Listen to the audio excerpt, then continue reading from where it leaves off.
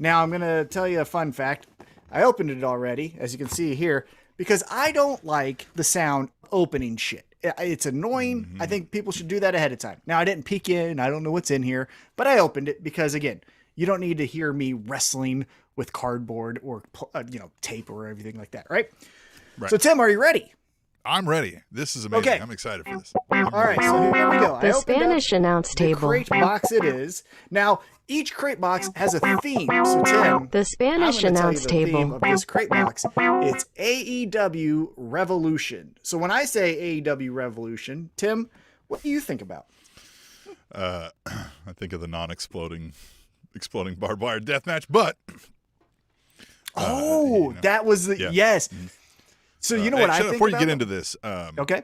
slight technical difficulties. I think going live, still getting used to that. Let's see. I'll check it. So I think we're live now, but I don't know if we were live the first couple minutes. So anybody tuning in, Tom is doing an opening of his new AEW gift crate, right?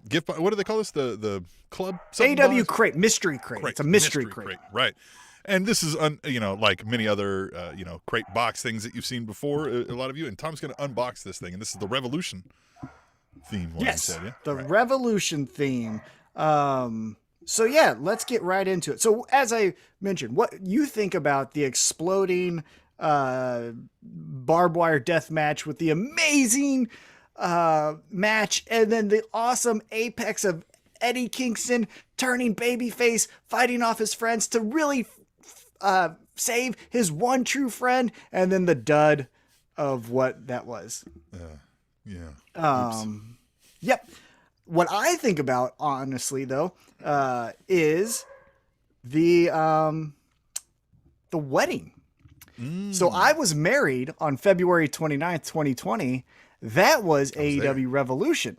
You were there at my wedding, but you were not watching, or maybe you were, AEW Revolution, because that was happening at the same time. I remember in the back of my mind going like, I wonder who's going to win. Young Bucks, Lucha Bros, that should be fun. And then there's some other things. I'm surprised you didn't have it up on the TVs in the reception. It was considered. But I didn't know how to do pay-per-view on like those TVs kind of thing. Oh, yeah. You could have put forth the effort. I could have, but your thing. But hey, what? The show that we got otherwise of seeing you married in bliss, was a close second. Definitely. So here you go. So it's AEW Revolution. That is the theme of this mystery crate box. All right, I'm excited. Now it's a mystery.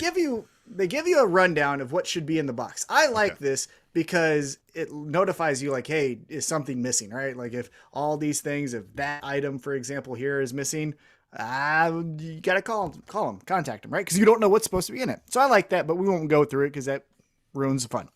So let's go through. I'm going to start with this white envelope. Ooh. So it's an All Elite Crate certified autograph picture. Let's see who it is. Dun, dun, dun. Ooh. It's a hook. Oh, man, that would be too cool. Revolution. It's Revolution. Ooh, nice. Anna Jay joined the Dark Order. That's nice. That's a good one. So here's where I lucked out. Your autograph collection's getting pretty big. I know. And here's where I lucked out. If you recall, when AEW was in Kansas City, they had a meet and greet with two wrestlers. One was Hangman Adam Page. I took advantage of that. The other was Anna Jay. I don't know if I told you this. I got a chance to talk to Anna Jay for about 2 minutes, but because I didn't pay for that meet and greet, I didn't get the photo. So now what works out for me is not only have I met Anna Jay and talked to Anna Jay, I got a signed photo and didn't have to do the meet and greet. Huh? Look you at can that. Tell everybody like, look, I got, Yeah. Anybody that doesn't watch this podcast, of course. Well, it's just what I'm saying. It's like, at least I didn't pay for that. You can say, look, I went to this meet and greet. Anna Jay was there. I got this signed. Yeah. Those two things don't have to be. Yeah. You told truths the whole time. I told truths the entire time. Okay, Tim, now we're getting into some fun stuff. I love this. I don't know where I'm going to put it. This is part of the mystery crate when it pays off for you. Not to say Anna Jay wasn't. That was awesome. Loved it. Right. but I got a Team Tazz FTW sticker. Now, anyone who's listened to this show long enough knows Tazz is my guy. I have an orange Tazz shirt. I love Team Tazz. From far as the idea. Episode 3 or 4, I'm sure you have mentioned Tazz was your guy. Tazz was like your favorite guy of all time. Oh, if Twitter was around in 1998, I would have been Tazz, FTW, your mother, all the stuff. I feel like that's going on the laptop. Yep. Somewhere. I got to figure out a spot. Maybe something more permanent. Maybe something more long-term than the laptop. There you go. And Bulldog. I love the Bulldogs. Dogs by the are way, great. We have stickers available for sale. If you go to SpanishDownsTable.net and click the shop link, the buy now, whatever it says, shop, sale, whatever. Even on our YouTube channel up there, it's got a link that says buy our stuff. You can get, if you're sad Tom got a Tazz sticker, you can get a Spanish Announce Table sticker. And they're great. I have one of those too. Actually. Various sizes. You can pick your size. All right, we're getting into our first shirt. You get 2 shirts with every mystery crate. Let's see what this is. Ooh. One half of the newly crowned AEW Tag Team Champions. I got a Jungle Boy shirt. That's nice. That's a cool looking shirt. It's a cool looking shirt, and it doesn't have people won't necessarily notice that it says like Jungle Boy right away. So even non-wrestling fans might be like, it's a nice shirt, and not even. This is a slick shirt. I mean? Well, and another great thing about these mystery crates is I like Jungle Boy, right? I think he's really fun. I think he's a pillar of AEW. However, at this current time, I'm buying Eddie Kingston stuff. I'm buying Hangman Adam Page stuff. I'm not necessarily getting to the Jungle Boy collection. Right. But now I am. But now you got it. That's a really cool shirt. I mean, I would consider buying that shirt even if I didn't know it was Jungle Boy. I might not notice it says Jungle Boy on it and buy the shirt. I know. I like it. So there we go. All right, what else we got here? Let's grab this motherfucker right here. This is a sweet deal, this AW mystery crate. Yeah. Okay, so the last mystery crate, I got a Britt Baker when she was bleeding from her face in the Lights Out match, with Thunder Rosa. Meaning a pin? This one, yeah, the pin. I got a pin of the Britt Baker bleeding from her face. Yeah. This one, you can wear to church. You're not gonna like as much. It's a Transformer. It's Cody. Stick it right on your. Instead of putting it on your neck, just whenever you're wearing a collared shirt, just put it on the collar. Get a turtleneck and put it right there. Yeah, he would probably retweet it if you were like, "Hey, look at me." I might do that. I'm gonna try to find if I have a turtleneck. So there we go. We got a Cody pin. I'm trying to see if I can find. This is great. This mystery crate is something. I mean, I encourage you first to go to SpanishDownsTable.net and buy some merch from our stuff. But with your extra money that you have after buying that, whatever gifts or whatever you're gonna do for yourself, after you spend $20, $30, $150 there, then you go and get one of these AEW mystery crates. Definitely. Co-sign that 100%. All right. I don't know the thing, I don't know what to do with this. I like it. But micro brawlers. I got a Nyla Rose micro brawler. So the last box I got a Sting one. So now I have 2 micro brawlers. I don't know if you play with these things. I don't know if you take them out of the box. Wherever you have your thing, your setup, like your man cave, whatever you want to call it, right? Your stuff, where all your stuff is. You just start spreading the little ones around like they're little trolls or gnomes. Okay. You know what I mean? Cool. All about, right? Yeah, just tiny little things in the universe, right? It's like it's pretty thin. So. But yeah, I got Nyla Rose. I like Nyla Rose. Native Beast. She's going to be partaking in a 6-woman tag on Friday night, AEW Rampage. So there you go. Boom. Former AEW champion. Oh, Tim. This is when the mystery crate might bite me in the ass. So again, longtime listeners know I'm not the biggest fan of the Young Bucks. Yeah. Sometimes you get Young Bucks merchandise. I got Young Bucks socks. Bucks Wrestling Company. Oh, I know. So this is a conundrum because I love fun socks. These look fun. Look, they have thumbtacks on them. You want to open them up, see what they look like? I hate the sound of opening up things, but I haven't opened up this, so we gotta see what it looks like. Let me just, I'll say like la la la la la la la la instead. Yeah. Anyway. All right, let's see what these motherfuckers look like here. It says Young Bucks across the top. That's not fun. can't hide it. You know, like how they hid the. Oh, okay, not bad looking. Got the dorks up top. So got the dorks up there. Yep. Got the Young Bucks right there. Got Young Bucks across the top. What you do is you wear them on the Halloween when you're trying to pretend you're somebody else. I will say they look stylish. I like the colors. I like the design. I just don't know if I like them, but we'll see. Just gift it to somebody on the street who needs a pair. You know, the homeless. That's not saying socks. that's not to be fun. Like that's, you know. No. Yeah, one of the most needed items at homeless shelters is socks. Mm-hmm. So there you go.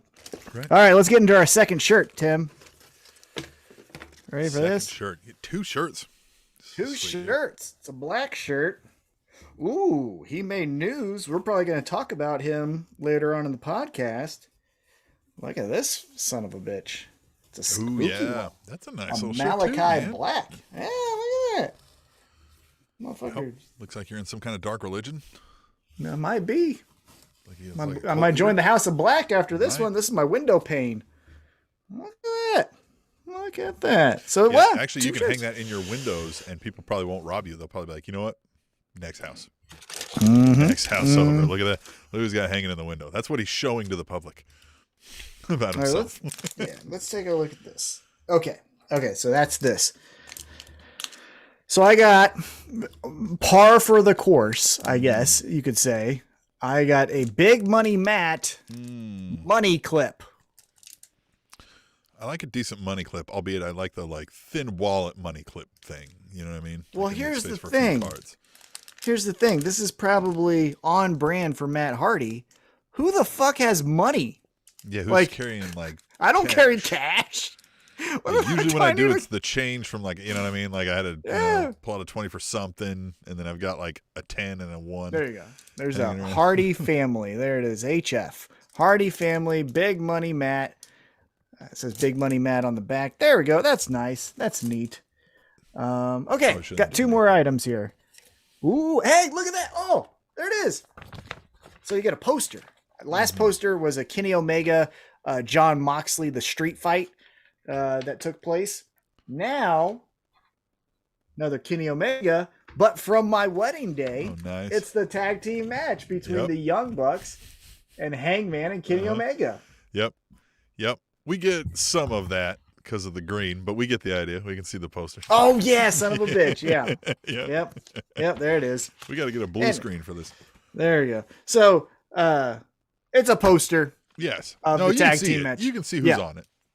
So you get a poster of the tag team match. Yep. Considered the greatest tag team match of all time. There you go. And it has my wedding date on it. So might put it up just for that. Just put it up in the front foyer of the house. Yeah, Don't maybe. ask. Just do it. Just put it up and see how long it takes to be said something about. Tim, I'm saving the best for last. And it just happens coincidentally that I did this. Okay. I don't know if you can get anything cooler than this. Okay? Ready for this? It's an Orange Cassidy air freshener. Yes. Now that is pretty cool. That is cool. That's going up in the car ASAP. Yeah. I wish they would have had a thumbs up on it. I know. Let's see what it smells like. Well, no. Should I open it up or will that ruin it? Well, I don't know. Yeah, you might want to wait. I'll wait. I'll report back. How about that? I'll report back. But here we go. Yep. So to recap, you get the Orange Cassidy air freshener. Love it. Yep. You get the Hangman Kenny Omega versus Young Bucks from Revolution tag team match poster. Pretty cool. The Big Money Matt money clip. We'll see how that goes. You get a badass shirt of Malachi Black right here. Whoop, whoop. Look at that. Like Join that. a goddamn cult after this. Yeah. Then you get some socks. That happened. That's Young Bucks. And then you got a micro brawler of Nyla Rose. Gotta love her. She's great. You get a Transformer pin, otherwise known as Cody's tattoo or logo. I don't know what he's calling it. And you get a Jungle Boy t-shirt, which is really dope. That's the coolest thing for me. Yeah. Well, there's you're also coming up on what else you got in there, but the shirts, I think the coolest apparel. Yeah. The Team Tazz sticker. This is hitting home for me. I like that. 1A and 1B there. Yep. And I think you got your solid number 2 right. And then you get the Orange Cassidy. And then you get the Anna Jay signed photo. Yep. There you go. Signed photo can be, you never know, of course, over time, that stuff, that can become the most valuable thing out of the crate. Yeah, and the great thing about it, again, works out for me is I've actually met her. So it wasn't like, so for example, the last one was Hikaru Shida, who I love, and we'll talk about her later, but I've never met her. So it's just a signed photo, you know what I mean? But with Anna Jay, I actually got the chance to meet her. So that was great. Now, the thing I'll do to put over this whole mystery crate thing that's even more fun is so they release it and then they tell you, hey, the next one's coming out. It's going to be shipped on April 8th. And it previews who's going to be in the next one. So if you're interested in this, go to allelitecrate.com. Who will be featured in the next one, you ask? Well, here you go. Hangman Adam Page as WWE Champion. The Inner Circle, Death Triangle, Thunder Rosa, The Elite, Eddie Kingston. So I'm taking that, whatever it is. Adam Cole and the Dark Order, plus one autograph, 8x10 by a mystery AEW wrestler. Yeah. All of this sounds amazing. There you go. So that was fun. AllEliteCrate.com, you said. AllEliteCrate.com. Man, we've given them so much free advertisement here. This is why you should give us money if you're watching AEW. Mm-hmm. You should also, you watching if you're not AEW, give us money. You can go to SpanishAnnounceTable.net. We do have the merch up there, but also we have the donate button. And I'm going to promise you right now, I think Tom will agree on this. Any dollar you donate now to us through our PayPal links on our SpanishAnnounceTable.net or our YouTube page, we'll put directly back into advertisements for this show so that the community can grow, right? We're going to put that back into YouTube ads, Twitter ads, whatever it is, so that more of you can get to know more of you. But, Tom, Crate was awesome. Loved that. It was good fun. And we'll try to plan for that. So I signed up for the next one, so we'll try to plan for that to do it again. I'll keep the video of this, this link of this YouTube video bookmarked so I can look back for any regifting that you may have done to me in the future.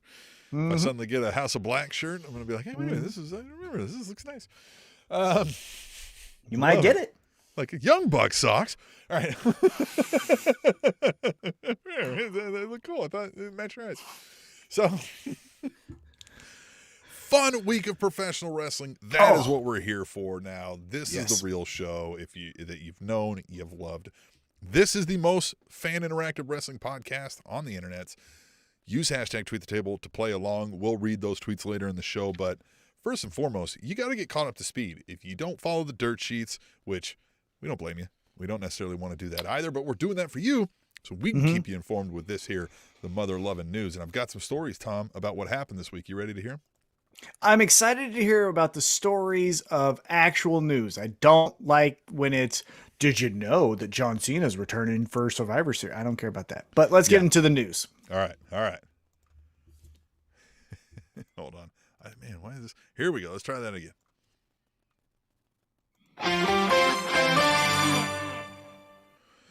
Brock Lesnar set a new WWE record for the longest time for a wrestler between winning their first WWE Championship and their last, or more recent in this case. Lesnar first won the WWE Championship in 2002, and now again, 20 years later in 2022. Well, I guess maybe he won 2021 there, didn't he? I don't remember what day he won it. No, it was day one. It was day one, 2022. 2022. Right behind Lesnar, who's Hulk Hogan. Number 2. Hulk Hogan with 18 years between his first and last WWE title reign. Behind him, well, hold on. Fun fact. Do you know where he won his last WWE championship? Was it Kansas City? It was Kansas City over Triple H. Backlash. That's where championships are won. You'll see in February. Yeah. Who's number 3? I'm going to bet Bob Backlund. Mm-hmm. Bob Backlund, 17 years. And the only one I have on the list here, right behind him. So it goes Brock, Hogan, Backlund.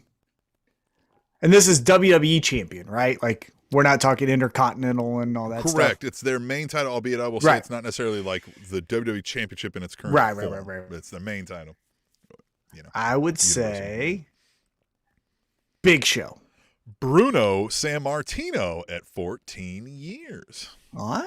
Oh, I was going to guess Big Show because the World Heavyweight Championship, and like if you won it on SmackDown in the first time. So when I saw some of these where it was like if you just counted every world title level that it existed somewhere, some people have, I mean, 20, 30, 40 is ridiculous. Like Gagne. Jerry Lawler probably has a you know World what I mean? Championship right now. Yeah. Right. Yeah, there's a whole bunch of those. But anyway, interesting. Again, Brock Lesnar is just as impressive, if not more so than he was then, though.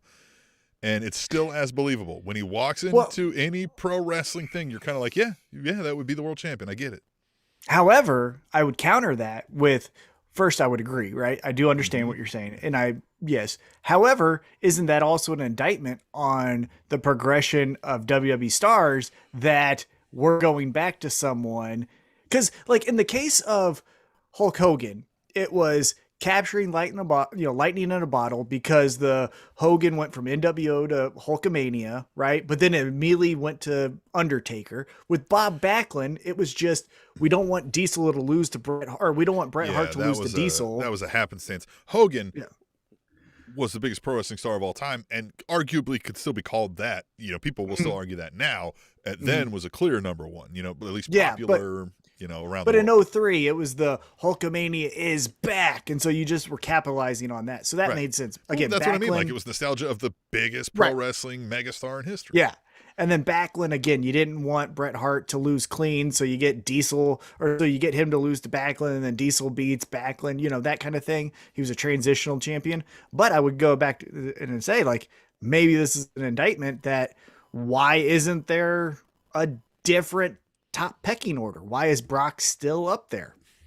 Yeah, I mean, they're doing what they're doing with Roman, and credit to them. I mean, they're trying to build. I just don't know that it. I will say that I don't know that it's taking just so much as that. Like, I think they are losing their grip on what's cool in the mainstream. For a while, we were like, people were doing the yes chants and things, and we were seeing YouTube numbers go up, which is still somewhat true on the social media aspect of their numbers and that jazz, but it's not the hip cool thing these days. You know what I mean? Like, especially in the younger generation. Like, if I ask my kid anything, like they don't know. You know what I mean? Like, it's not. They're not keeping up with those times, and so like I think like Roman, as good as he's been, and as much as they're pushing him in that spot, nobody's really watching it that wasn't already like, your hardcore fan that you already had for life. And I also think, I think Brock and Roman was a story that they've always wanted to do.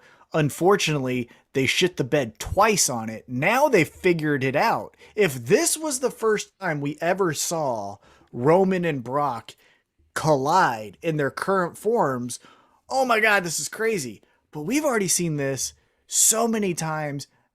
And also we've seen it twice at WrestleMania. Like, the WrestleMania matches, if you're going to do multiples, that's for like Austin Rock. You know what I'm saying? Like, not, no offense, but not Brock Lesnar, Roman Reigns. Yeah. Nothing is built. Like, there's no reason. There isn't that long term. The second and third iteration of a WrestleMania main event, like you said, should be building upon storylines that had already happened. But this isn't.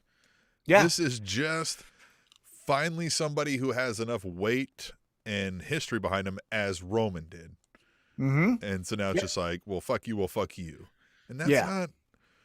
Yeah, because you can point to the three matches that Rock and Austin had. You can point to three clearly defined stories. So the first one was Austin as champion. Rock is the corporation's BFF, right? So the corporation's trying to take down Austin. That's the first story. The second story is, here are the two biggest stars at the apex of their career at WrestleMania 17. The two biggest baby faces. This is Ultimate Warrior and Hulk Hogan, but this is Rock and Austin in this case, going after the number one title in the company. And then the third story is Rock has done legitimately everything in this company. He's beat everyone. The one thing he's never done was beat Austin at WrestleMania. He has to do it before he can go to Hollywood. Like, those are three stories. Yeah. This story now with Brock and Roman, what the fuck are they doing? Just Paul Heyman? No, and look, again, they're all really good at what they do. So like, it's mildly But what's the amusing. Like the story? knock joke, or no, that was Lashley and Lesnar. But you get what I'm saying. Like these people are good at what they do. Yeah, but what's the story? But what's the story, right? Right. Like, it's mildly entertaining at its Mm-hmm. best, I feel like. And that's, Mm-hmm. I'm not saying that to shit on it. I don't want to shit on it, right? Like, I don't want to be able to say, like, you know what I mean? Like, I don't want to, when you're doing what we do, you bring a criticism to it. Yeah. I get that. But, Right. I don't want to say about Lesnar and Roman Reigns that where I'm like, yeah, you guys are, this is a solid B. If that, and that's being generous. Yeah, maybe B minus. Yeah, I don't know. I mean, B plus player here. All right, we'll move on to the next mother-loving news story here. Cody Rhodes did not appear on AEW's Battle of the Belts event, where he was due to have an TNT title defense against former champion Sammy Guevara. Rhodes announced that he and his wife Brandy were in quarantine with family who tested positive for COVID. Key factor there. I don't know that I ever heard that Cody had COVID. I knew he was in quarantine due to COVID protocols. It sounds like somebody got COVID, right? Mm-hmm. In lieu of the title match, AEW booked an interim TNT championship match where Sammy Guevara defeated Cody's brother, Dustin Rhodes. And, of course, get well soon to the Rhodes family.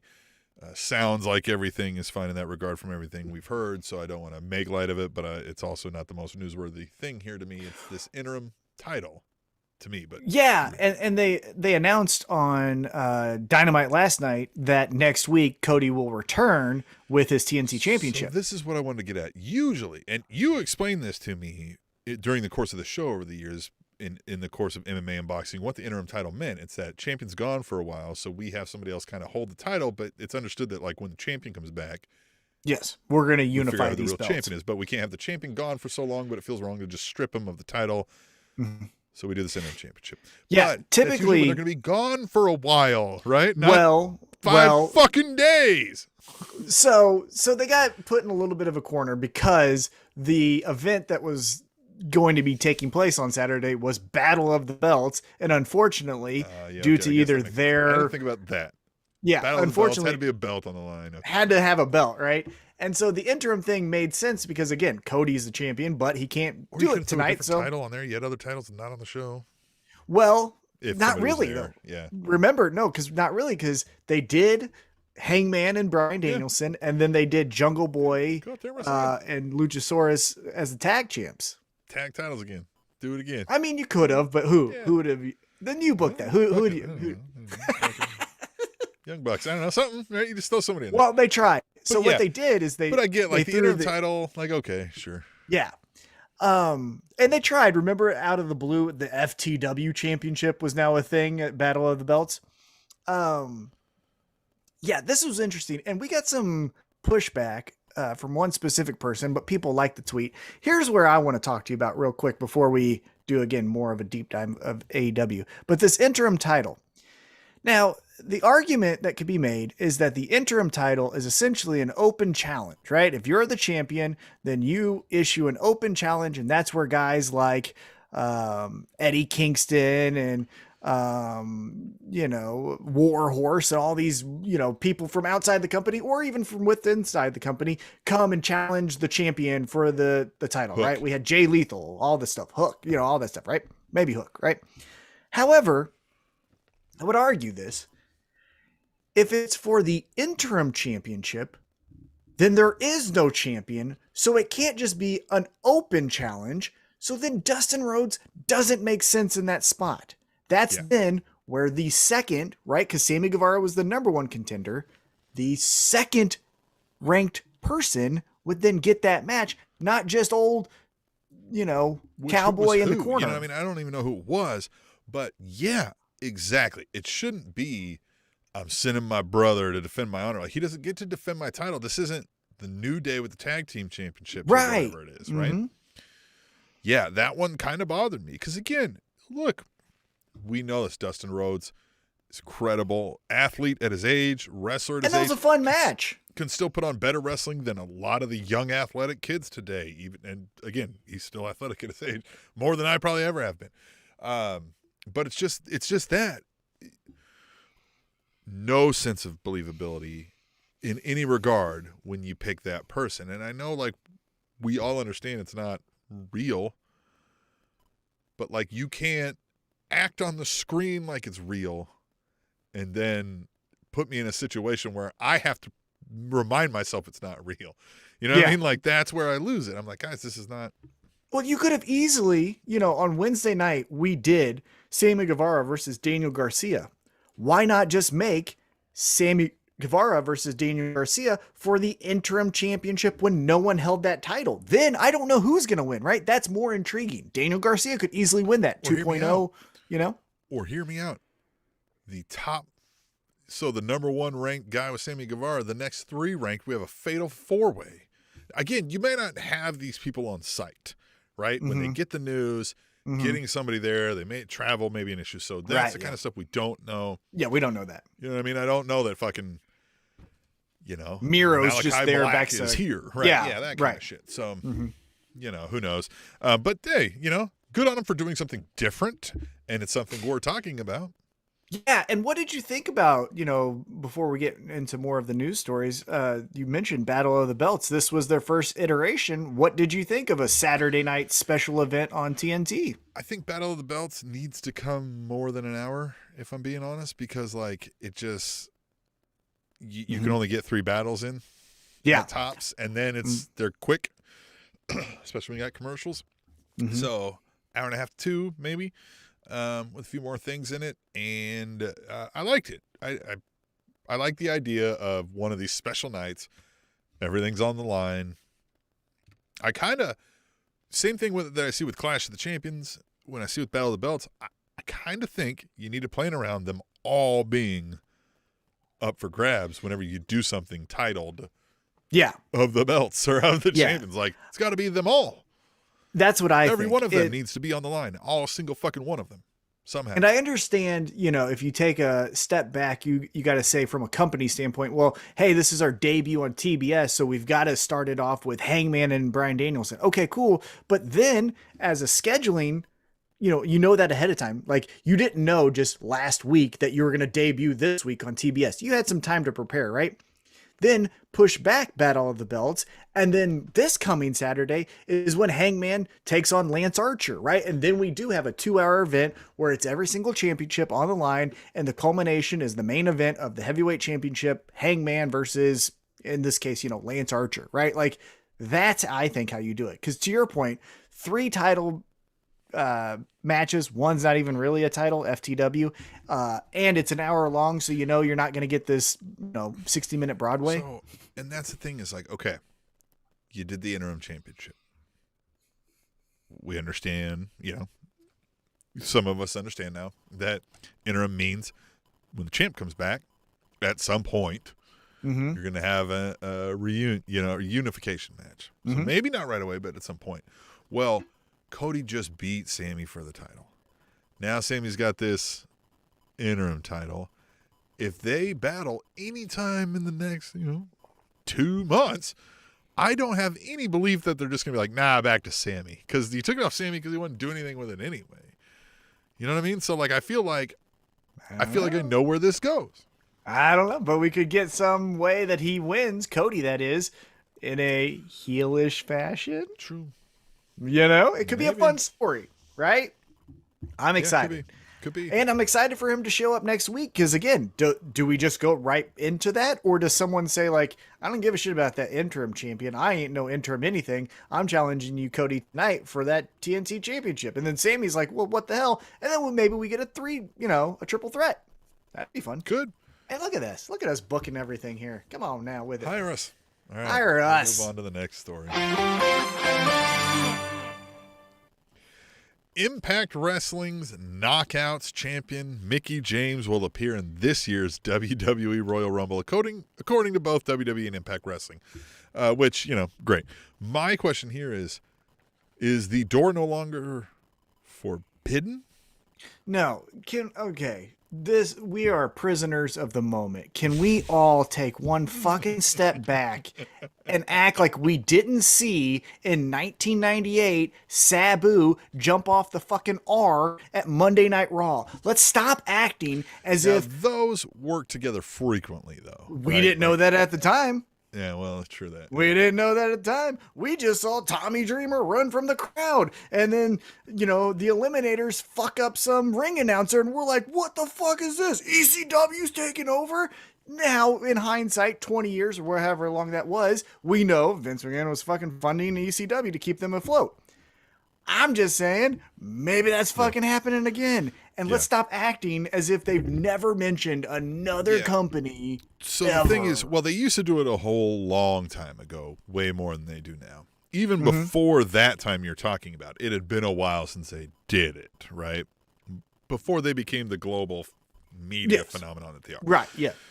So now, the reason they called it the Forbidden Door is because of the idea that WWE didn't allow this kind of shit, right? And I still think they don't allow this kind of shit, but they know who they can have decent working relationships with, even in light of like Mickie James thing went south for a little while, but they knew, I'm sure things were copacetic very shortly. They sent an apology, they fired a guy, and you know what I mean? Things are cool, right? Well, I've got a hot take on that. Look, we live in a capitalistic society where you gotta get the money, get the bag, as the cool kids say, right? Gotta get the bag, secure the bag, or whatever the fuck, right? However, take a step back and have some self-worth, right? You went out there. You went out there on social media. Because again, roasted them. And we've heard that this wasn't the first time that whoever that guy was, Carano or whatever his name was, had ever done this. Long-time employee. Right. Long time in his position. Very influential person. So within that industry, right, the boys and the girls, the locker room, they knew that this is kind of standard practice. So by Mickie James breaking protocol, which I think she should have done, right, and say, of course, this is bullshit behavior, right? Applaud. Awesome. Good job. Fuck that. Call them out on their bad business practices. 100%. Yeah. But then less than a year later, you're going to be like, Mickie James and WWE. I think, if anything, to me, probably what's happening there is Mickie James has probably been asked by her current company, hey, this is going to fucking help. You know what I mean? That kind of shit. And you're going to make extra money. I'm sure this is a money deal. But yeah, I don't, it seems weird because we just did this 2021 year in review. I spent a lot of time, chopping that up. And that was one of the videos in that, she fucking, she broke the guy down. And she was like, fuck him. And she has since been we're doing the women's revolution in the NWA. They did a pay-per-view. They're like, fuck the machine, right? Not in those words, but she's been very much we don't need them. Right? That's false. They say women's revolution. Bullshit. That kind of stuff, right? But yet, the second they call. Right. That's the thing where it's look, and I want my point to come across as clear as possible. I respect and I applaud initially what Mickie James did to call out bad business practices and insulting behaviors from WWE towards her. I am disappointed that then less than a year later, she's just going to show up. Less than 6 months even. Yeah. Yeah. And everyone's just going to be like, hey guys, I'm in the locker room again. Remember when I tried to fucking ruin this place? Crazy. I'm in another company with a title that they clearly don't respect and think is worth shit. And so, here I am. Yeah. Yeah. If you're going to do the Forbidden Door again, remember Sabu jumped off the R, but whatever. And word is they were going to allow Bryan Danielson as Daniel Bryan to go work things like NJPW and other things because he clearly wanted to. Well, yeah, but I think that's wouldn't have been also American TV though. But I also think that's one of those things where it's like, hey, Kevin Owens, you're in the main event picture. Don't you want to re-sign? Yep, I re-signed. Okay, great. Hey, you're going to lose to Jinder now. It's like, what? Yeah, I think it's one of those things. You can't get to. He understood. Yeah, Like, I'm so sorry. sure, they'll let me go do it, but like, they're not gonna let me do it the way I want to do it. But I don't even think they're gonna let him do it. I think they would have been like, "Hey, Brian, so sorry. Flights to Tokyo, it just can't happen right now. I'm so sorry." Yeah, or it's COVID. We can't get you over there right now. I'm so sorry. Cases in like, Japan, what the fuck? Moxley's over there. Yeah, I get it, but like, you're not. Yeah, that's Moxley. He's crazy. No, I know. Yeah. Hey, before we move on to the next story, while we're on the topic of Royal Rumble, you want to hear some personal mother-loving news? Oh, yeah, okay. I'm going to the Rumble. Oh, man.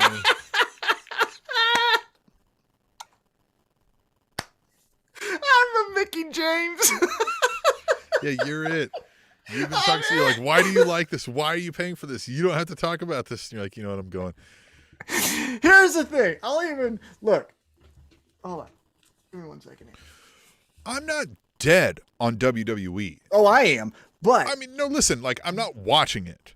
But I hold out hope that, like, with the right moves, if they got rid of somebody calling the shots, who's a septuagenarian, and, you know what I mean, they put somebody in place with the right things, like, they have the most powerful machine behind them. Something could happen, cool. So, like, holding out hope that, like, you go to an event, like you're saying, and possibly see something cool, I would have considered it, you know what I mean? But I just, like, it's so bad right now. It's so bad right now. It's so bad. But I'm going to tell you who convinced me in a non-direct way to go to this year's Royal Rumble. And it's an AEW star. It's Jon Moxley. Go to interlude number 3 in his book called Mox, and he just tells the story of how Vince doesn't own WWE. The fans own WWE. The memories from a childhood is brought to you. Like, that's why we can't kick this addiction. And I'm paraphrasing a lot. Read the chapter.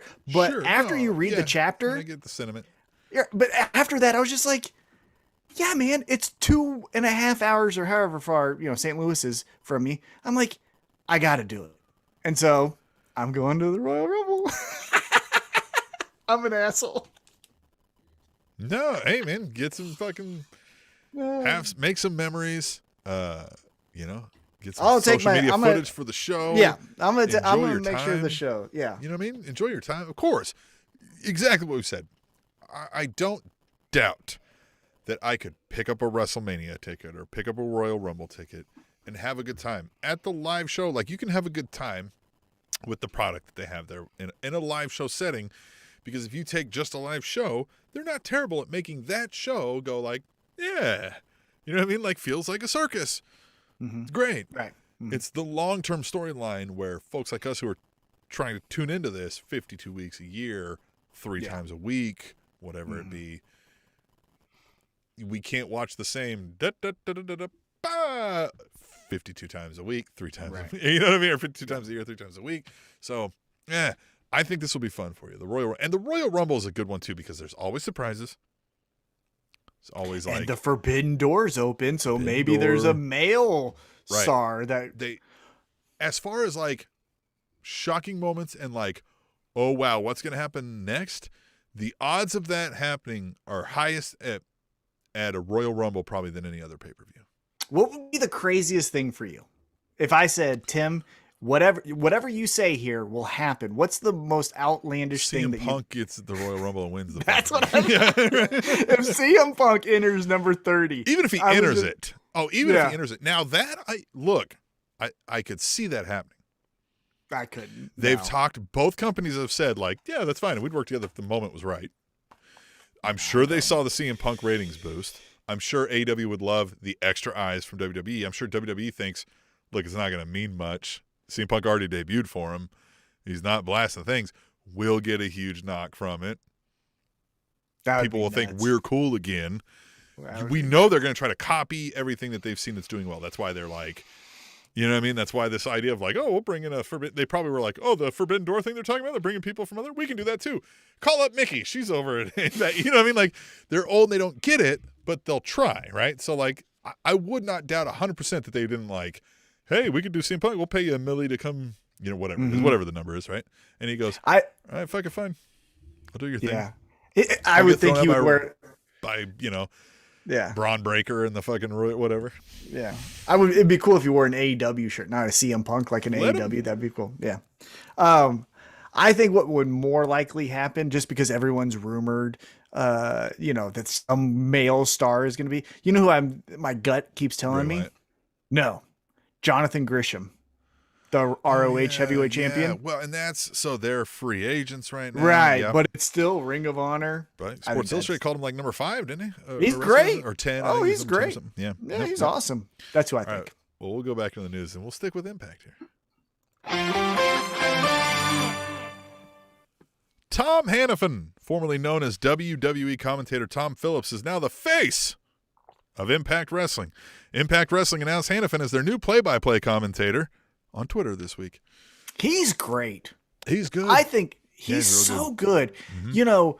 Of all the firings, there's definitely, you can point at like the Iconics. Why would you do that and all that? But honestly, from a stability standpoint, I don't know why they got rid of him. He was just on the ball. He was as good as Michael Cole in, 2/3 less of the time. He never, I never noticed mistakes. Nope. Sounded genuine. Solid. Yeah. Excited for him. I don't know that one. And Impact is another one where like I know what TNA used to be, and I know where it's been, and I know like the ups and the downs, and like it's a company that I'm like,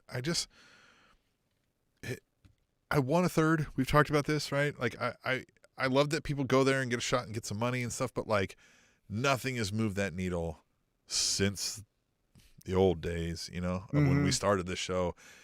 And I just feel like I'm at a point where I'm surprised people take those jobs. Cause like, obviously you make some money, but like nothing's happening over there at Impact, is it?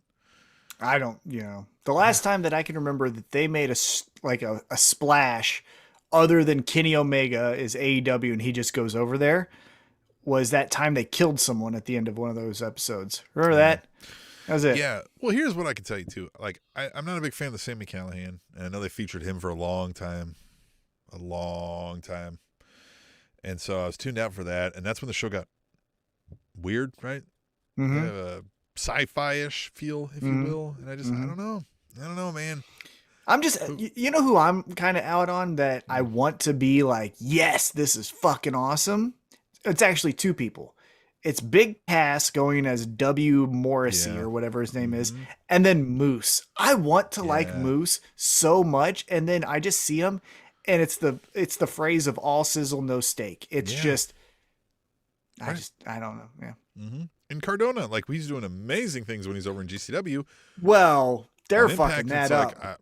Because he's being a baby face who's trying to be sympathetic. No, we know what works best for him. That's like saying like this Edge run in WWE where he's this grit baby face. Ain't no one fucking liking that. Go to being the rated R superstar. That's the shit we know you're good at, Yeah. All right. That's why no one fucking cares about Edge.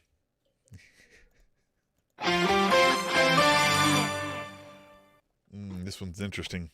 Bruce Prichard is now the head of creative for NXT 2.0, according to a report from PW Insider this week.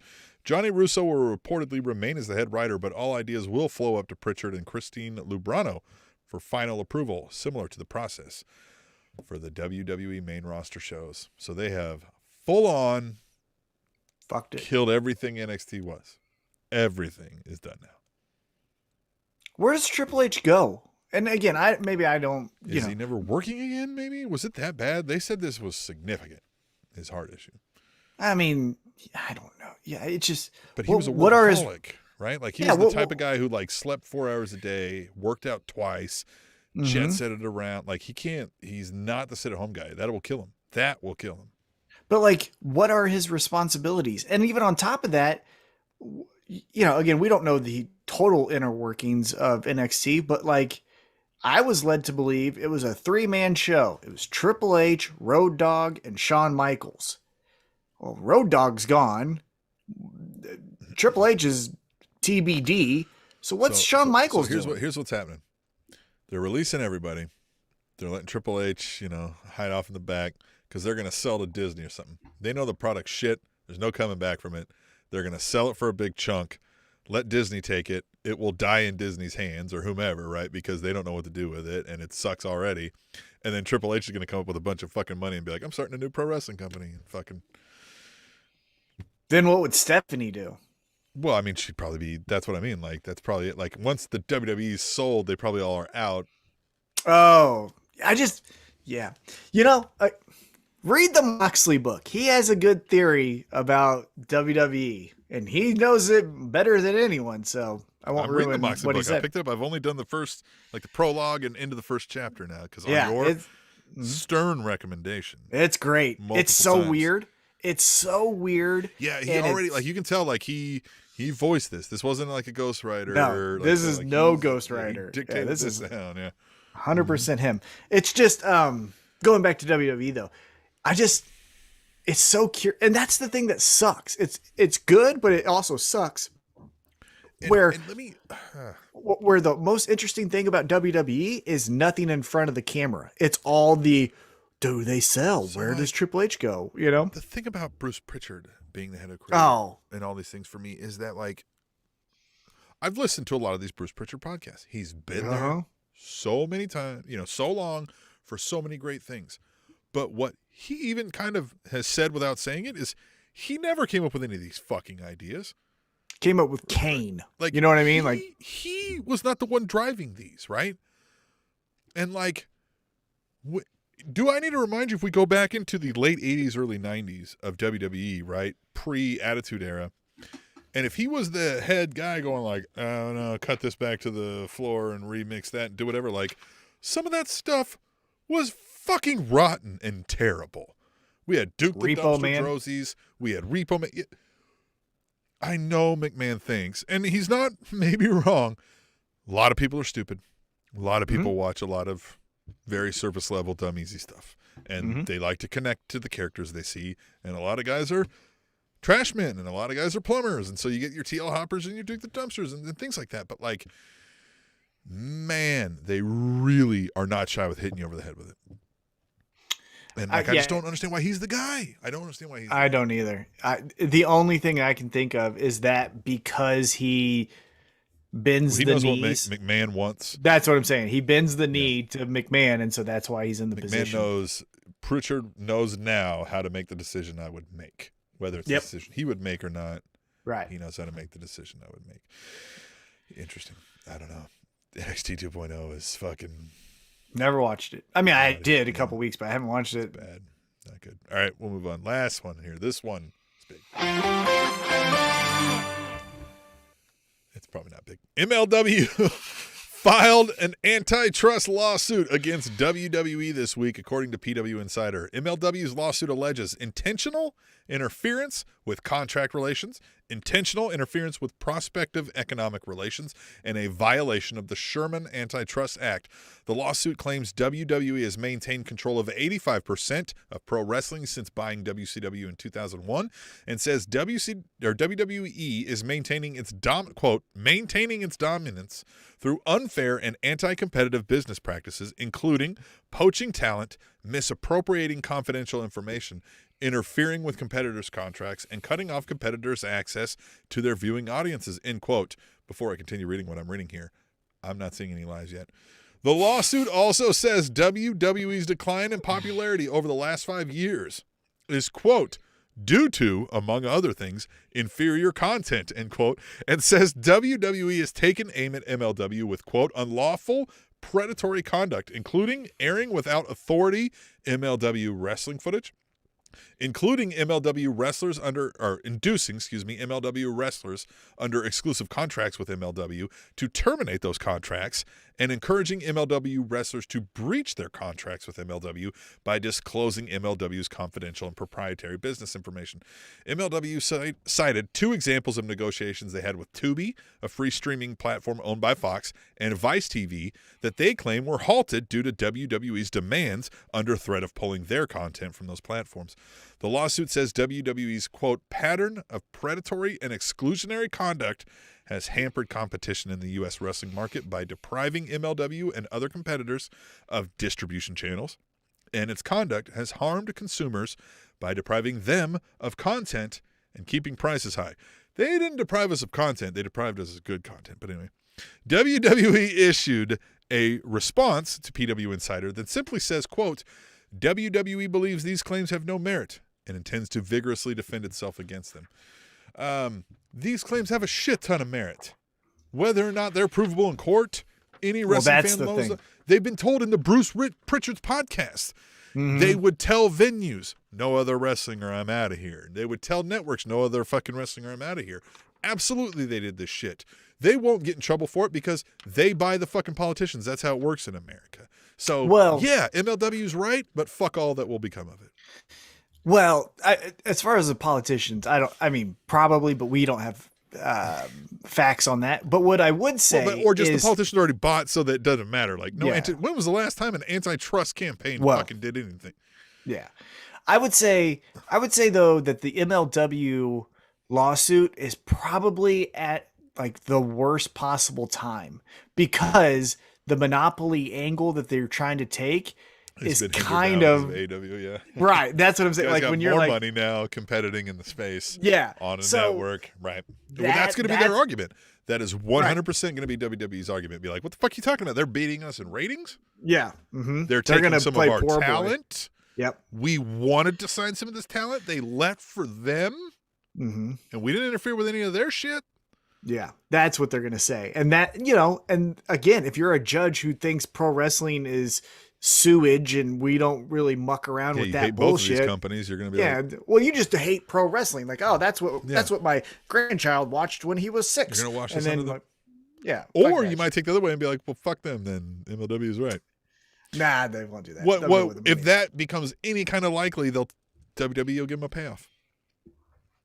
I mean, yeah. Well, now we're getting to a little bit more, but I'm just talking strictly with this lawsuit, like on paper. I think it's a bad time because, again, AEW proves that they're somewhat wrong with the monopoly. But also, I would say, like, man, it's an open secret, right? Like the guys, but I don't think anyone the head of the else... Small Business Administration. Oh yeah, WWE. They're not gonna. Nothing bad will happen to WWE because of this. But this is an open secret, and what I'm getting at is that you don't think the NFL is going to go to ESPN and say like, "Oh, you're going to take the Rock's XFL shit"? No, you're not. Like, this is the society we live in. But this is what we've talked about. Yes, that's true, right? Like they do that, but the only way to combat that is to have enough money behind you. AEW had to come with a guy who had more money. The Rock has to come with being a media empire as big as WWE. Yeah. And so, or else it's true. You get squashed and but that's the case with anything. This is American society.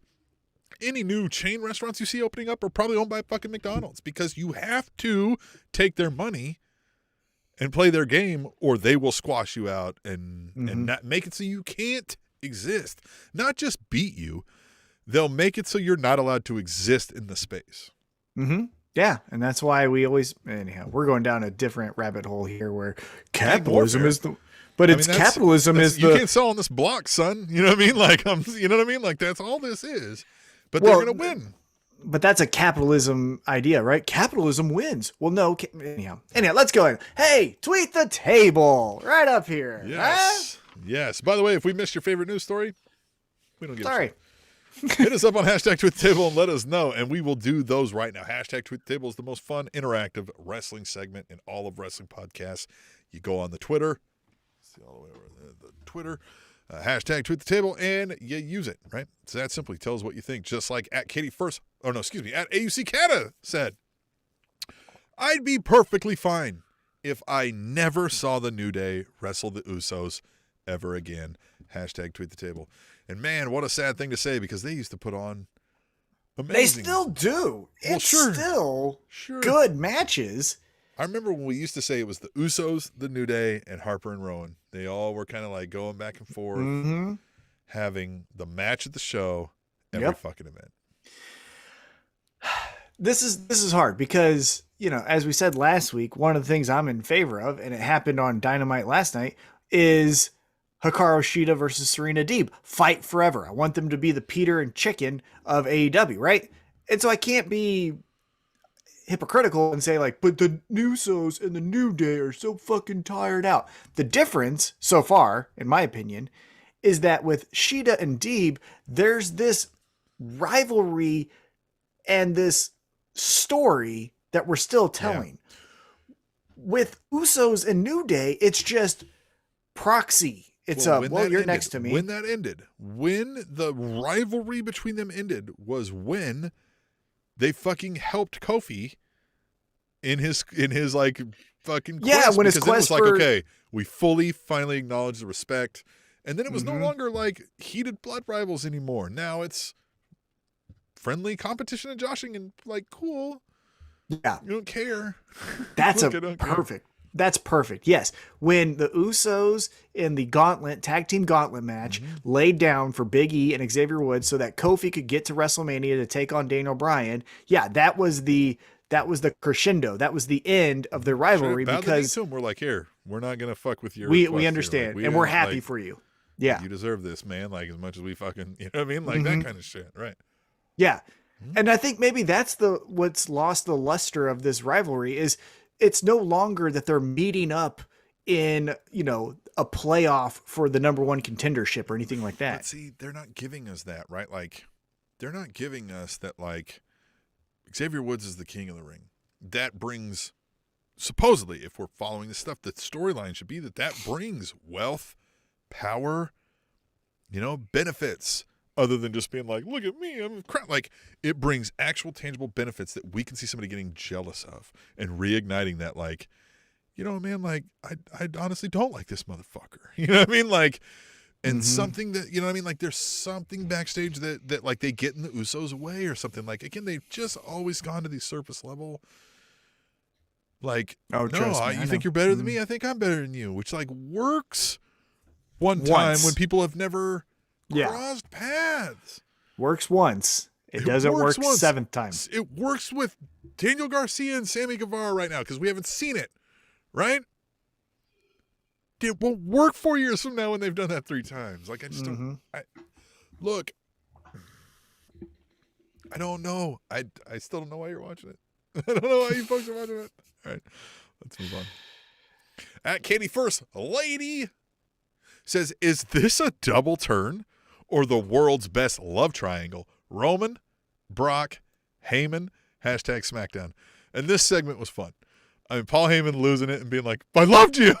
Like, and being like, you know what I mean? Just being like, and then they'll be like, what the fuck did you just say, dude? Like, that's fun. But again, it just like, that is the story I think we all saw coming a mile away the moment we saw Paul Heyman sitting next to Roman Reigns the first time. And he's like signing that contract. We were like, oh shit, when Brock comes, the confliction, right? And we knew there would be a couple ways, and they're going with the conflicted angle. But that was at least a comic moment for me that I'll remember when he's like, but I loved you. Like, he like loses it when he's trying to act all normal. And then Roman's like, dude, get the fuck, and Brock's like, what the fuck are you saying? Like, dude, the fuck, man? And he's like, sorry, I fucking, while you were gone, he was... It's all I had. You know what I mean? Like, I love it. I love, that. This is what I'm talking about. This is the only thing we get out of WWE that has this kind of like layers to it, right? This is essentially a love triangle, but it's also a management discrepancy. It's also a professional rivalry. Like, they've mixed a bunch of things into one here that, we shit on it earlier where it's not necessarily like super indie storytelling, but like, it's the best they're giving us, I guess. I don't know. I don't know what to think about it, maybe. I didn't watch it. No, really? So I don't know. The only thing that I saw is I sent you the clip where it came up on Twitter, and Brock Lesnar does a spot-on Paul Heyman impersonation. Man, voice and everything. Perfect. Great job, Brock. Yeah. But he does forget what his title's called. And I thought that was funny. Yeah. But that's all I know. So, like, they're facing off and they're saying something and they're talking shit or whatever. And, like, and Paul Heyman, I forget how it said, but he's, like, saying something to Roman. He's like, and he was like, how could you? He's like, I loved you. And then Roman's like, dude, what? And Paul, like, or Brock immediately looks and the whole crowd's going nuts. And he's like, dude, what in the fuck? You know what I mean? Like, kind of like grabs, he's like, dude, what the fuck? Chill the fuck out. You know what I mean? He's like, excuse me. Well, you have to understand, while you were gone, all I had was my tribal chief. Like, he's like sad, right? Like, it just, it makes sense. It feels like a breakup too. Like it kind of personalized the story. Yeah.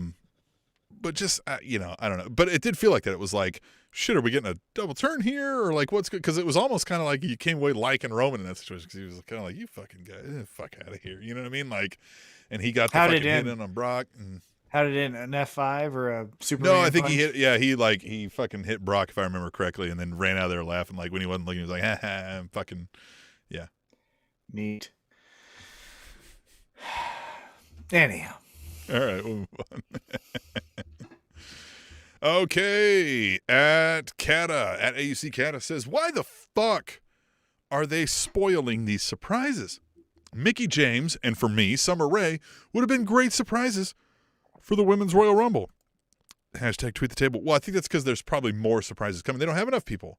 We'll talk about this in the next tweet the table, but like, they need people to watch, and ratings have been dipping, so they need to kind of give away some of the spoilers because they think that'll make people watch. Right. If you say ahead of time the Bellas are going to be at this event, maybe like you catch the total Bella hang-ons and say like, okay, I'll give it another shot because they're coming back. Surprises because they just there's 30 women on the roster. I don't know. Here's the thing though that I'll say, and but like, I've already seen this Rumble 15 times, it feels like, and they've only done this 3 times. Michelle McCool is going to go in there looking strong. Lita will be probably, there. Yeah, Trish someone's Stratus going to.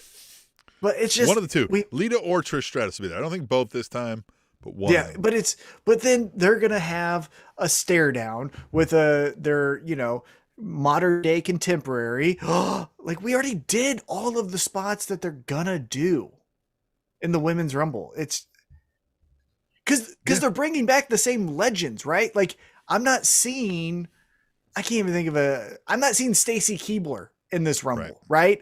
I'm seeing Victoria for the third. Yeah, Molly Holly for the, so it's like, I've already seen these surprises. But so who cares? No offense, but like, I saw it. I've already seen it. Yeah. It was cool the first time. Yeah, we'll see what happens with it. I don't know. And at Katie First Lady says, considering, she's on the same topic, considering that they fired most of the women's roster this past year, they're going to need legends as well as NXT women. Hashtag tweet the table. I mean, yeah. Again, what are we going to be shocked by? Well, there you go. I don't know.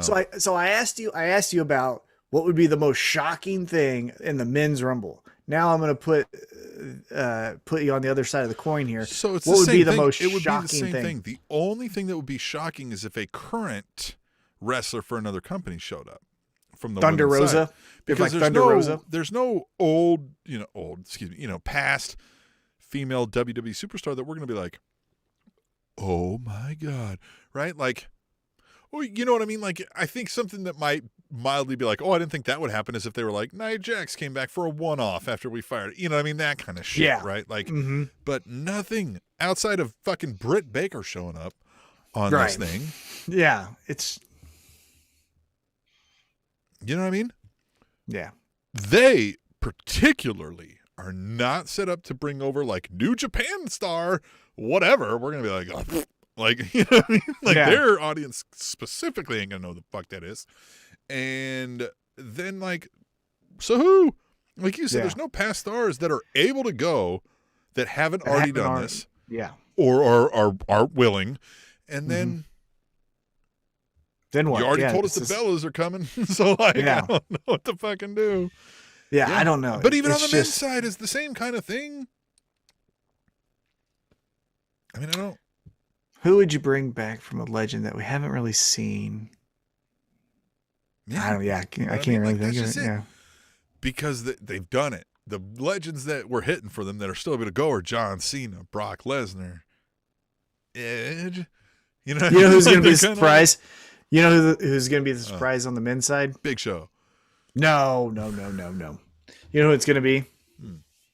Johnny Gargano. That's who I think it's going to be.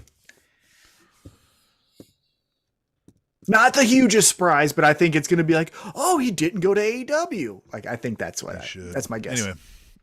No, he shouldn't. No. He shouldn't, but like. we'll talk about that because AEW. Well, hear me out. Look, was AEW needs to stop signing so many people. and God stop bringing bless so many people in. America. But like, Yeah. I wouldn't mind if they brought in a Gargano and then went down and like went to the, if you ranked everybody from 1 to 152 and lopped off the bottom 20, I'm all right with that. But then like sit cool with that for a while, you know? Get rid of Varsity Blondes as a 2-for-1. Bear Country, look, don't get me wrong, like solid dudes they probably are, you know what I mean? Like, you know, but like I don't know. Anyway, that bucket. Well, that was Tweet the Table anyway. You can jump in. You can tell us what to talk about on the most fan interactive podcast in wrestling with hashtag Tweet the Table. Tom, we've been talking about AEW Dynamite whenever we can here because that's what makes us happy.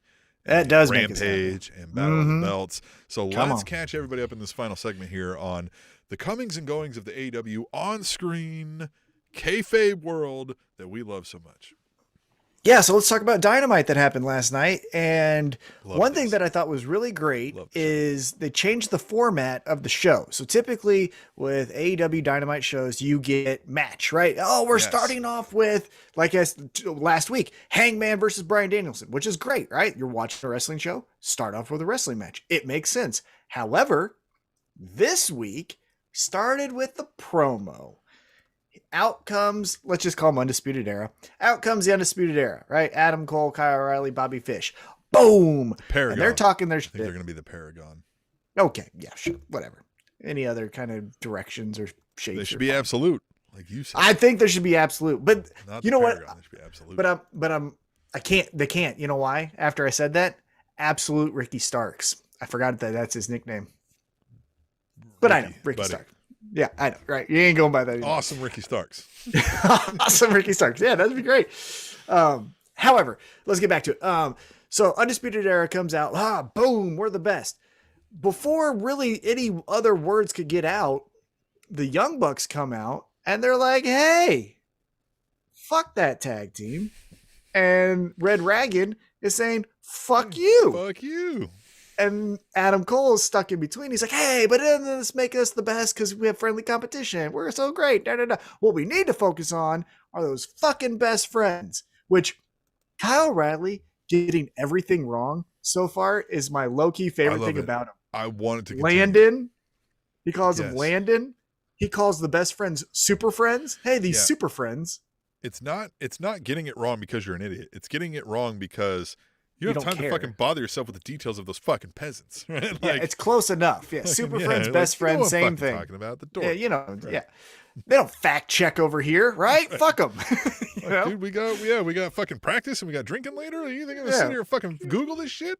Yeah, fuck that. Just tell it to me later. So anyhow, they said fuck the best friends. Best friends come out. We instantly get a fight. Orange Cassidy wasn't fucking around. He was going right for a double leg. He's beating him up. Pop, pop, pop, pop, pop. We're going everywhere. Orange Cassidy didn't fuck around at all. Didn't do nothing. He didn't. He was fuck you, bitch. Meaning business. Adam Cole, though, gets the better of the exchange. He goes to then, I'm going to fucking take this guy's head off. Chris Statlander says, the fuck you are? I'm an alien. Huh? Boop your fucking head off. And then, which, by the way, when you're sizing up that fight, I know. I got some money on Statlander. If I got $20 I never want to see again, I'll put it on Chris Statlander. You know what I mean? But you might see that $20 again, man. You might, you know? Cole's like, he's a small guy. He's a little tiny guy. Put him in his pocket. But as these two stare each other down, here comes the DMD, Britt Baker, and she takes out Chris Statlander.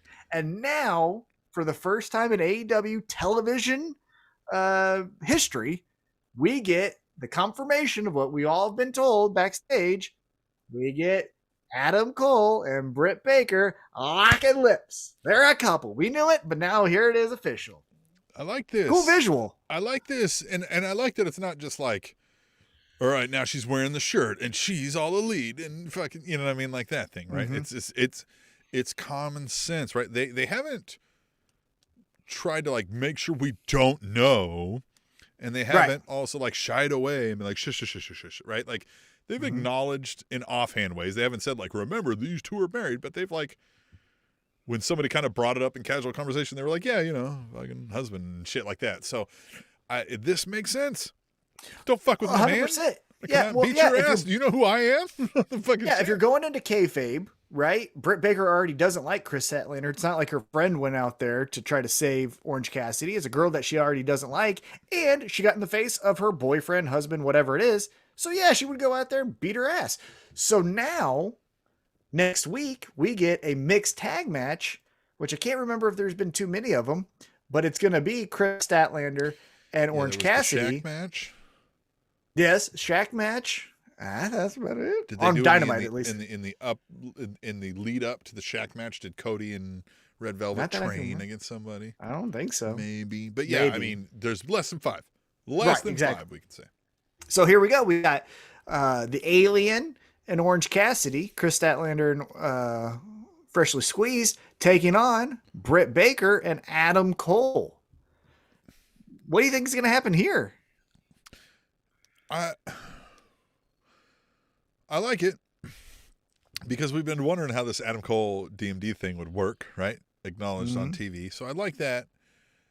I don't, because I think, like, whenever they seem to pair Chris Statlander up with one of the best friends, it's seemingly always Orange Cassidy because, he's the star of the show there.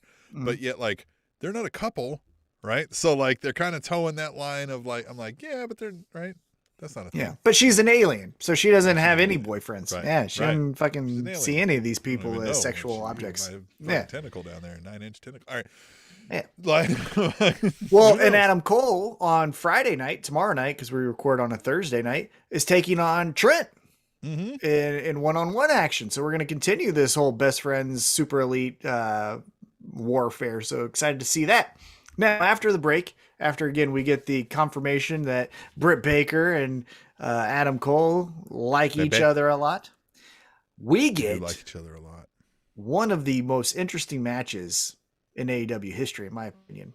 It is CM Punk taking on Wardlow. And boy, this was an ass whooping, huh? I would like you guys to go back to last week's episode and listen to me break down how this match would go. And we called this exactly. We said it's going to be the Powerbomb Symphony. He's going to hit a powerbomb. They're going to be like, do it again, do it again, do it again. He's going to be like, okay, whatever. And then he's going to schoolboy him. And they're going to be like, well, you fucking dumbass. You shouldn't have fucking, and 100%. But that's, I mean, it's easy writing. It fits. Like, it almost is, that's the only combination they could have went to with how they've been building up the storyline. And I think they hit it with perfection. He's fucking powerbombing, right? He's all like, oh, damn, this is fucking getting tiring. Let's fucking throw this guy. You know what I mean? Like, come on, let me pin him. And then the schoolboy and the fucking berating and just the, like, motherfucker, I will eat your face. I loved all of this. I loved this whole thing. I loved it too. The one detail, though, that I think we missed that I thought was interesting from last night, though, is, and again, maybe I'm reading into this too much, but it felt like when Wardlow had the 1, 2, and MJF jumped up as if like he was going to hit the ref to stop the match. It almost felt like MJF had a bit of jealousy of like, no, you're not going to be the first one to beat him. It's going to be me. Right. Yeah. It wasn't as if, hey, I want you to powerbomb him. You're not supposed to beat him. You're supposed to soften him up for me. Right. Like, he's supposed to pin you. And so I don't even think when he berated him, it was, God damn it, you lost. It was just, you fucking idiot. You're an idiot, right? I think there was jealousy in MJF by saying, like, you're not going to be the first one. Like, he went with urgency to stop that ref a couple different times from counting the 3. Right. That was the detail that I thought was most interesting. He wanted him to soften up, which, I mean, he kind of did. Yeah. He accomplished. But, yeah. Oh, my God. Yeah. But I love that it didn't quite go there, right? Like, we're still getting that. He was like, motherfucker. And then Spears comes in. And that was enough, which is interesting because you would think Spears would be enough to be like, no, fuck you. Right? Yeah. Well, eventually I think it will be. Yeah. But we're going to get there. And both of these guys are going to sell their ever-loving ass off for Wardlow and make this guy look like. I mean, CM Punk did too. Holy shit, CM Punk made him look like he was the next Brock Lesnar. And that's what I thought. Like, or he may, like, I may not be wrong with it. Like, he's not far from, like, he gets the show he's supposed to be putting on. He gets some of the crowd interaction. He gets the facial expressions, the emotion, the storytelling of what he's doing in the ring. Now, I don't know if that's being guided step by step for him or not, but for us, we don't know. It's working. It's working very well. I'm big behind Wardlow right now. Yeah. War I thought Dog. that was. See that? It said War Dog on his back. I thought that was interesting, though, that CM Punk did just give his body up, right? He made the one mistake by looking at MJF outside the ring and flipping him off. And then from there, it wasn't as if, hey, I got a low blow and got the offense again. It was, I just got a schoolboy. Snuck a victory away. But that's what the wily veteran does against the young Clydesdale, right? That's the tortoise and the hare technique. And that's great selling by CM Punk, and that's great putting over young talent by CM Punk. It didn't make CM Punk look weak in an aspect that we didn't already consider going into this match. Wardlow has muscles on his chest bigger than CM Punk's torso, right? Like, we get it. We know, right? Like, it's the same idea with, like, Rey Mysterio, right? Like, here, you had to take a lot of fucking offense and make it look like this guy's beating you to death. And he did it. Definitely. He did it great. I loved it. Fantastic. Yeah. And then after that, after the commercial break, we get another big man, small man type of match. Powerhouse Hobbs taking on Dante Martin. This one was a little the same odd. way. Well, but it was a little odd. The only thing that was awkward to me, and we don't know what's going on with Lio Rush, right? He popped off at the mouth, and now all of a sudden he's not on TV. But Jay Lethal comes out, and he's like, I'll help out Dante Martin. And it's just like, why? Yeah, was that like, bitch, I'll replace you with Jay Lethal. Don't fucking... I mean, it kind of, if you're... Because he did. Hey, look, Lio Rush went on Twitter, added his boss, and said, apologize. Gave his boss a command. The guy who, nobody's like physically signing checks these days for payroll, but the guy who authorizes the digital signing of those checks, he told him, apologize. We know enough about Tony Khan to know he's chippy and takes things personally. That didn't go over well. I guarantee that didn't go over well. I bet he listened and he put on a good front for Lio Rush, but in the back of his mind, he's like, that guy's gone. Dude, I already brought you in, made you a main debut, and then you retired out of nowhere, and then you show up for fucking GCW, and now I got to put you back on, and now you're telling me to fucking chill. Yeah. When I don't think you know what the fuck's going on. You know what I mean? Like, right. No, I so knew Jay immediately. Lethal. I was like, we might not see Lio Rush again. Well, so Jay Lethal just appears. So we'll see what happens there. Not too much to write home about it. Again, I don't think we need to do a deep dive on this match, but Dante Martin gets the win. Well, except for my takeaway watching it live was like, you just did this. It wasn't CM Punk. It was the same thing. It was power bombs. Like, he was fucking power bombing him, and then he like fucking schoolboyed him, and he didn't schoolboy. He like fucking snuck a victory. Yeah, the only difference was Powerhouse Hobbs wasn't being commanded, but same type of structure, definitely. Right. Now, after Dante Martin gets the victory, we can touch on it because we'll get to it in the main event. But anyhow, Marvez is backstage. He's talking to Jericho in the inner circle. Kingston walks in and is like, no. Dude, hey, Kingston was so great here. He's the fucking best. He is the most believable guy. You too. He's pointing to his friends, fucking LAX. He's like, you two, the reason you're not the AEW Tag Team Champions right now, and stops his finger on Jericho. And then Jericho's slapping that away like, bitch. All of that, great, believable. I've seen that happen in my life so many times, right? Like, somebody's fucking wagging a finger. There's a tough guy, and another tough guy says, get your fucking finger out of my face. Now, we'll fast forward. Let's go ahead. Yeah, we can go out of order here, but let's fast forward to the very end of the show where it's a stare down between Eddie Kingston and Chris Jericho. And this is what I told you. This is what I told you last week. Is Eddie Kingston, you can't just fuck around and do plug and plplay anymore, as we need a heel for someone else. Eddie Kingston over. But he's not getting the cheers, so he better turn heel is what I'm saying. There was chance of Eddie as they were scared off.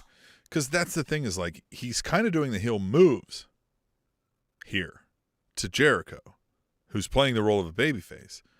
But I think we want Jericho to be the heel and Eddie Kingston to be the babyface here. Yeah. And I mean, great. I would love this feud, and I want Jericho to put over Eddie Kingston, and I think he's gonna, but I think they've got it wrong. I think they've got Eddie Kingston the crowd's should be gonna the heel tell us. Because they think we like the heel fuck you, which we do. But we like you having positive, good morals behind the fuck you, right? We like rough and rugged on a positive male. Yeah, and that's what he hero. is. Right? Right. That's what he is. He's not. This is a hard concept. Yeah, he's not doing things such as, wrecking the dressing room of the Inner Circle and then be like, hey, Santana Ortiz, just leave those losers. Like, he's not doing that stuff. Speaking of Mox, the book, Mox, got it. I have read enough about this to know this. Since his feud with Mox, this is why we get behind Eddie Kingston. He's rough, he's rugged, comes from the wrong side of the tracks, all that stuff that we're not supposed to necessarily get behind as a hero.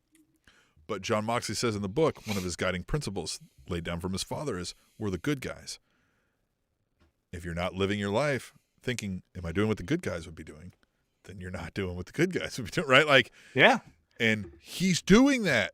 He's standing up for himself. He's standing up for his friends. He's, you know what I mean? Like, he's fighting for good causes, but he's a flawed human being, and that's why we connect to stuff like that. And God damn it, this is why we said he's the fucking guy. He's the guy. You can't be having him here doing the heel stuff. He can't be low blowing Chris Jericho in this feud. He can't be poking the eyes. That's what Jericho has to do. He needs to overcome this. Even with the spitting in the faces and the fucking grabbing of the crotch and the fucking, because that's aggressive. That's aggro male alpha culture. Yeah, definitely. Right. So, yeah. Love so we got Kingston. that. God damn it. He's the best. Love Eddie Kingston. So going back in chronological order, we got that backstage promo. Then we get MJF just coming out, and he says, no, you guys are stupid. You guys finally want this? MJF twice. Yeah, and he goes, you guys want this? Here you go. You're going to get the match you've always wanted. You're going to get it. You guys want it? Which, by the way, side note, this crowd sucked. Yeah. This crowd sat on their hands. I don't know if maybe not enough people showed up. Whatever the case was, this sounded like Green Bay. This was a Green Bay crowd. Anyhow, back on the track. MJF is like, guess what? Next week, you're going to get that match. It's CM Punk, Shawn Spears. And he's out of here. And he takes off. Love that. Great. Love that. And I'm going to love this. Shawn Spears, I like this guy more every time I see him. He's fun. He's going, as much as we said he's going to sell for Wardlow, he's going to sell for CM Punk. And CM Punk's going to do the same. Like, Shawn Spears isn't going to look like a doofus in this match, I don't think. But he plays that role, being the lackey, the Gerald Briscoe to the McMahons, if you will, to do an old guy reference. He plays it so great. I love it. I love Spears and everything he's done in this storyline specifically.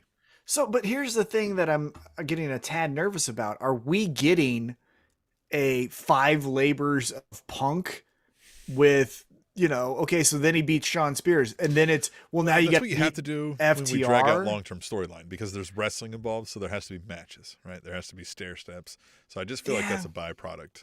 Yeah, but I think we can do other things here, right? I think with MJF and hey, I'm paying Wardlow's salary, pay some motherfuckers that aren't in the Inner Circle, right? Pay Penta. Well, the thing is, like, Andrade. What never explained is, like, he's employed by MJF. Well, then why is he wrestling? You're paying him to wrestle, right? Like, MJF's not throwing him in the ring. Like, you wouldn't let another wrestler employ some guy and be like, no, he's on the card tonight, right? So you're paying him too? Or what you telling me is, like, he's also employed on top of? Because no. Like, cause they've told us. They said that Tony Khan pays MJF and MJF pays. So then here's the easy Wardlow. answer. Why haven't they offered Wardlow a contract? Well, don't let the details get in the way of a good story. You know what I mean? So, and maybe that's where we lead, right? Like, he gets a contract with AEW if he beats MJF, right? Perfect. That's the payoff, right? They blow up. MJF throws the contract in his face. Wardlow goes to Tony Khan or whoever it is, Cody, right? And says, like, give me the contract. And he goes, I can't just do that because we're kind of maxed out, but you can fight for it. And then it's MJF, Wardlow for Wardlow's contract. Perfect. Look at you, Tim. Good job. Right? Love it.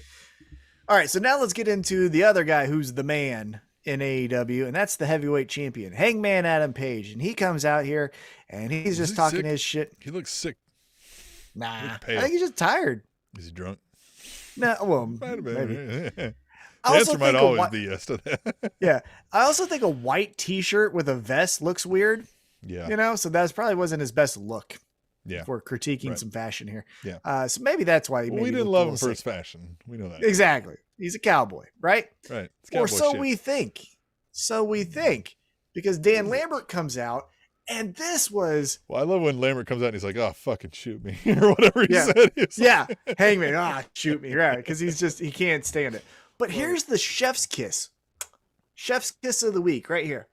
To Dan Lambert. Because he doesn't attack Hangman for being a bad wrestler. He says, essentially, he's everything. He was like, you put on one of the greatest matches I've ever seen. He's a champion, and he should be the champion. What his problem is, though, is he ain't this fucking cowboy thing that we're walking around saying. He ain't no Bill Watts. He ain't no Dr. Death Steve Williams.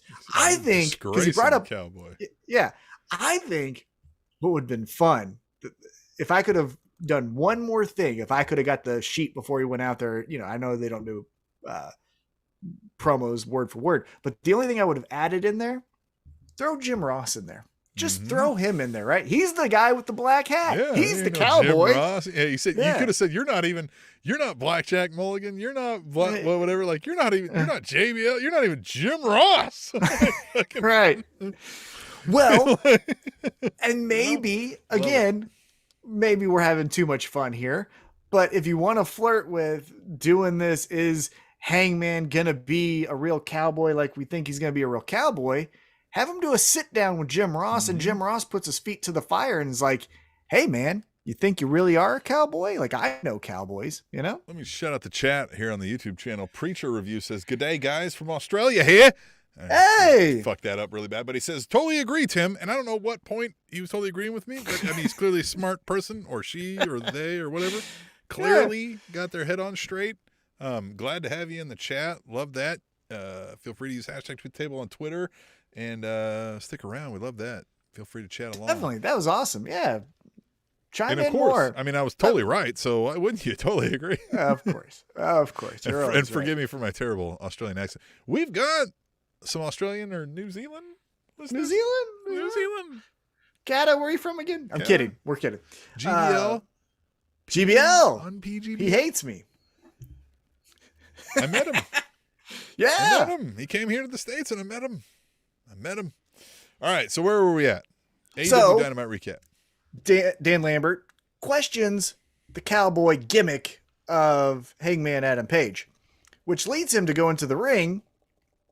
And then out of the blue, here comes the returning Lance Archer.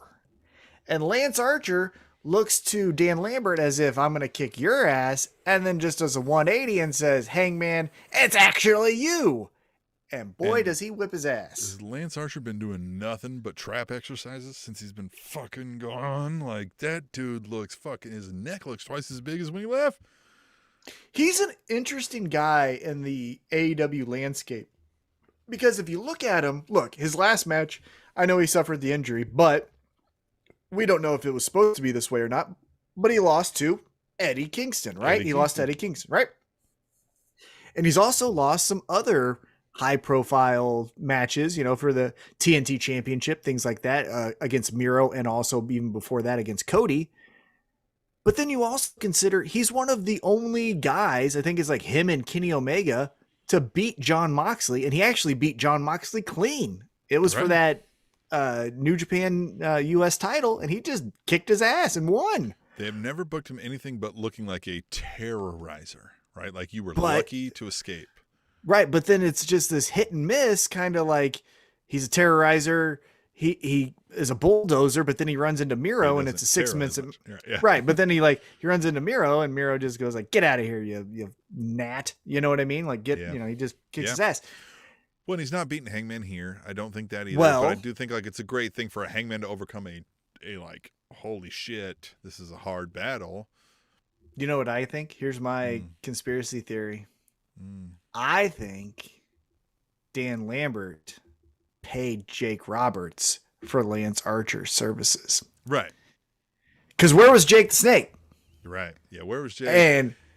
And he quickly would like, yeah, his reactions. Yeah. It seemed Dan was weird, but yeah, I mean, like either way, like again, if he can be like, I think what we've stumbled on is Lance Archer probably needs a talking hit. Mm-hmm. Right? Like he's not terrible. Like, you know, he can give you that one liner like I'm gonna fucking rip your everybody dies. Yeah. Fucking punt it across the fucking river. That kind of shit. I think he said that exactly on Dark. Yeah. Verbatim. So you need a talking head. And if Jake's out because he was having health issues, I don't think we covered that much on here, but he was having some health issues and COVID and all that kind of jazz. So if he's maybe not making the rounds, nobody is a better heel talker than Dan Lambert in the business today right now. As a manager role. You know what I mean? Yeah, for sure. Well, yeah. Okay. So MJF's probably a better wrestler. Yeah. And who's the other heel? Eddie Kingston. Well, I mean, Eddie Kingston. Brian Danielson. Brian Danielson. But yeah, as a manager. Yeah, there's no one better. Heel talker right now. Paul Heyman, but maybe. I mean, but if you went heel to heel right now, again, if Paul's in this is strictly heel role, he might be able to. But yeah, dude. But no. I know we know the history of Paul Heyman and the track record is there. And we know for sure you could put earmuffs on and blindfolds and just give Heyman the mic and let him go do it. And he'll put on an A+ heel thing. But so will fucking Dan Lambert. That guy is one take money every fucking time. Every time. And he has zingers and he has shit talking and he has things that you're like, you shouldn't have fucking said that. Even when we're wanting to like it, we're like, dude, what the fuck, man? Yeah. Yeah, that's crossing right. Yeah. Like, even as much as I love it, I also am like, that guy shouldn't have said that. He's an ass. So, Dan Lambert, man, I hope they keep this guy around a long time. He's so good, and I loved him here, and I love Lance Archer. Everybody dies when you see him. You're like, oh, somebody's gonna fucking die. He says yes. That emotion. He fucking looks the part, even more so now. Like I said, it looks like his whole upper body grew twice the size that day or whatever the fuck, 3 times the size, whatever that is. And I'm ready to see him throw the Hangman from pillar to post and the Hangman rides off having narrowly escaped. You know what I want this to be for Hangman? Because the Bryan Danielson thing was awesome and it was spectacular and it proved like as a wrestler, Hangman can hang with the best, right? He can go up there and wrestle the CM Punks, Bryan Danielsons, whoever, AJ Styles of the world, right? I want this to be his Mankind. Remember when Shawn Michaels was the heavyweight champion and they were like, well, he's good, but can he like get down and dirty? I want Hangman to get down and dirty. Going back to the origin of Hangman, the reason why he got Hangman as a nickname was he was legitimately hanging Alex Shelley from the ring. Yeah, he was hanging really a man. Yeah. So, not to say that we should be hanging people, but let's get into a little of this like, no, I'm going to fuck you up. I don't care about the 3 count. Like, we're going to fight till you're not breathing anymore. You know what I mean? Like, love it. That's what a little bit of what I want to see. Oh, and I think that'll sink us into as well. Like, we got the Hangman pop. We all wanted it. But now it's kind of like, oh. Who can fuck with this guy?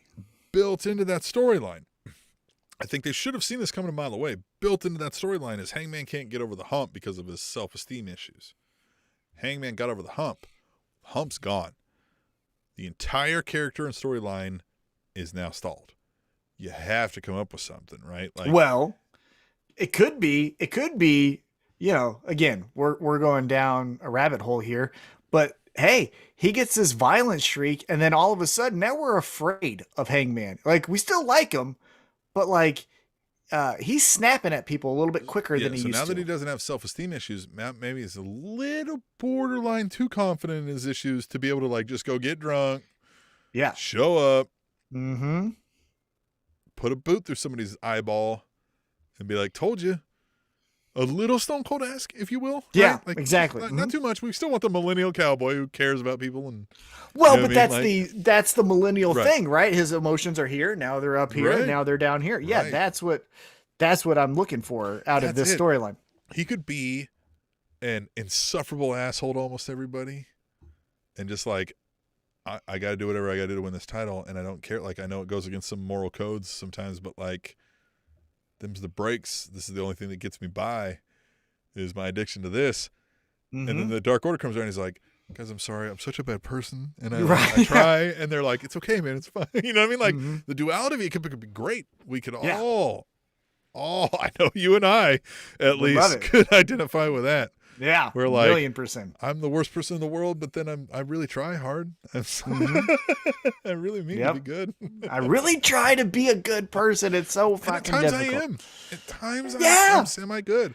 Some people think of me and there's limited interactions that I'm a nice person. Some people will have some fond memories of me. Oh, that's crazy. Hey, let's get back into the show here. So Tony Schiavone's backstage with Arn Anderson, Lee Johnson, Brock Anderson. Arn Anderson says this is 4 Horsemen country. Yeah. And before he could really even get into like the 4 Horsemen thing, Tony's like, it is 4 Horsemen country, you fat motherfucker. Right? Like, that's essentially what he says.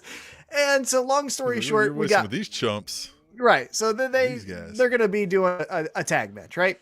Yeah. The line of the night, though, is Dax saying Arn Anderson wishes I was his son, and then just walks off. Like, to Brock Anderson, who's just he's like, goodbye, Dad. Right. Yeah. Bye, Dad. Yeah. I love all that. And I think we're going to get the new 4 Horsemen are going to be FTR, Brock Anderson, and Cody Rhodes. I hope not Brock Anderson. You got to give me someone better than Brock Anderson. That's who they're going to do. No. I just feel the nepotism abounds here. That's it. And like, as much as we love AEW, and because we've, AEW or WWE has soured us so much, and we want to love AEW, and we do recognize some faults, and one of them is there's some nepotism here. There's some love my buddies and my family. Well, and that was one thing that Arn Anderson said there, because Tully was like, why are you with these guys? Or maybe it was FTR. Like, why are you with these guys? And he's like, easy there. That's my son. Yeah. Right? Like, right. Yeah, the other guy, I don't even remember who the fuck it was.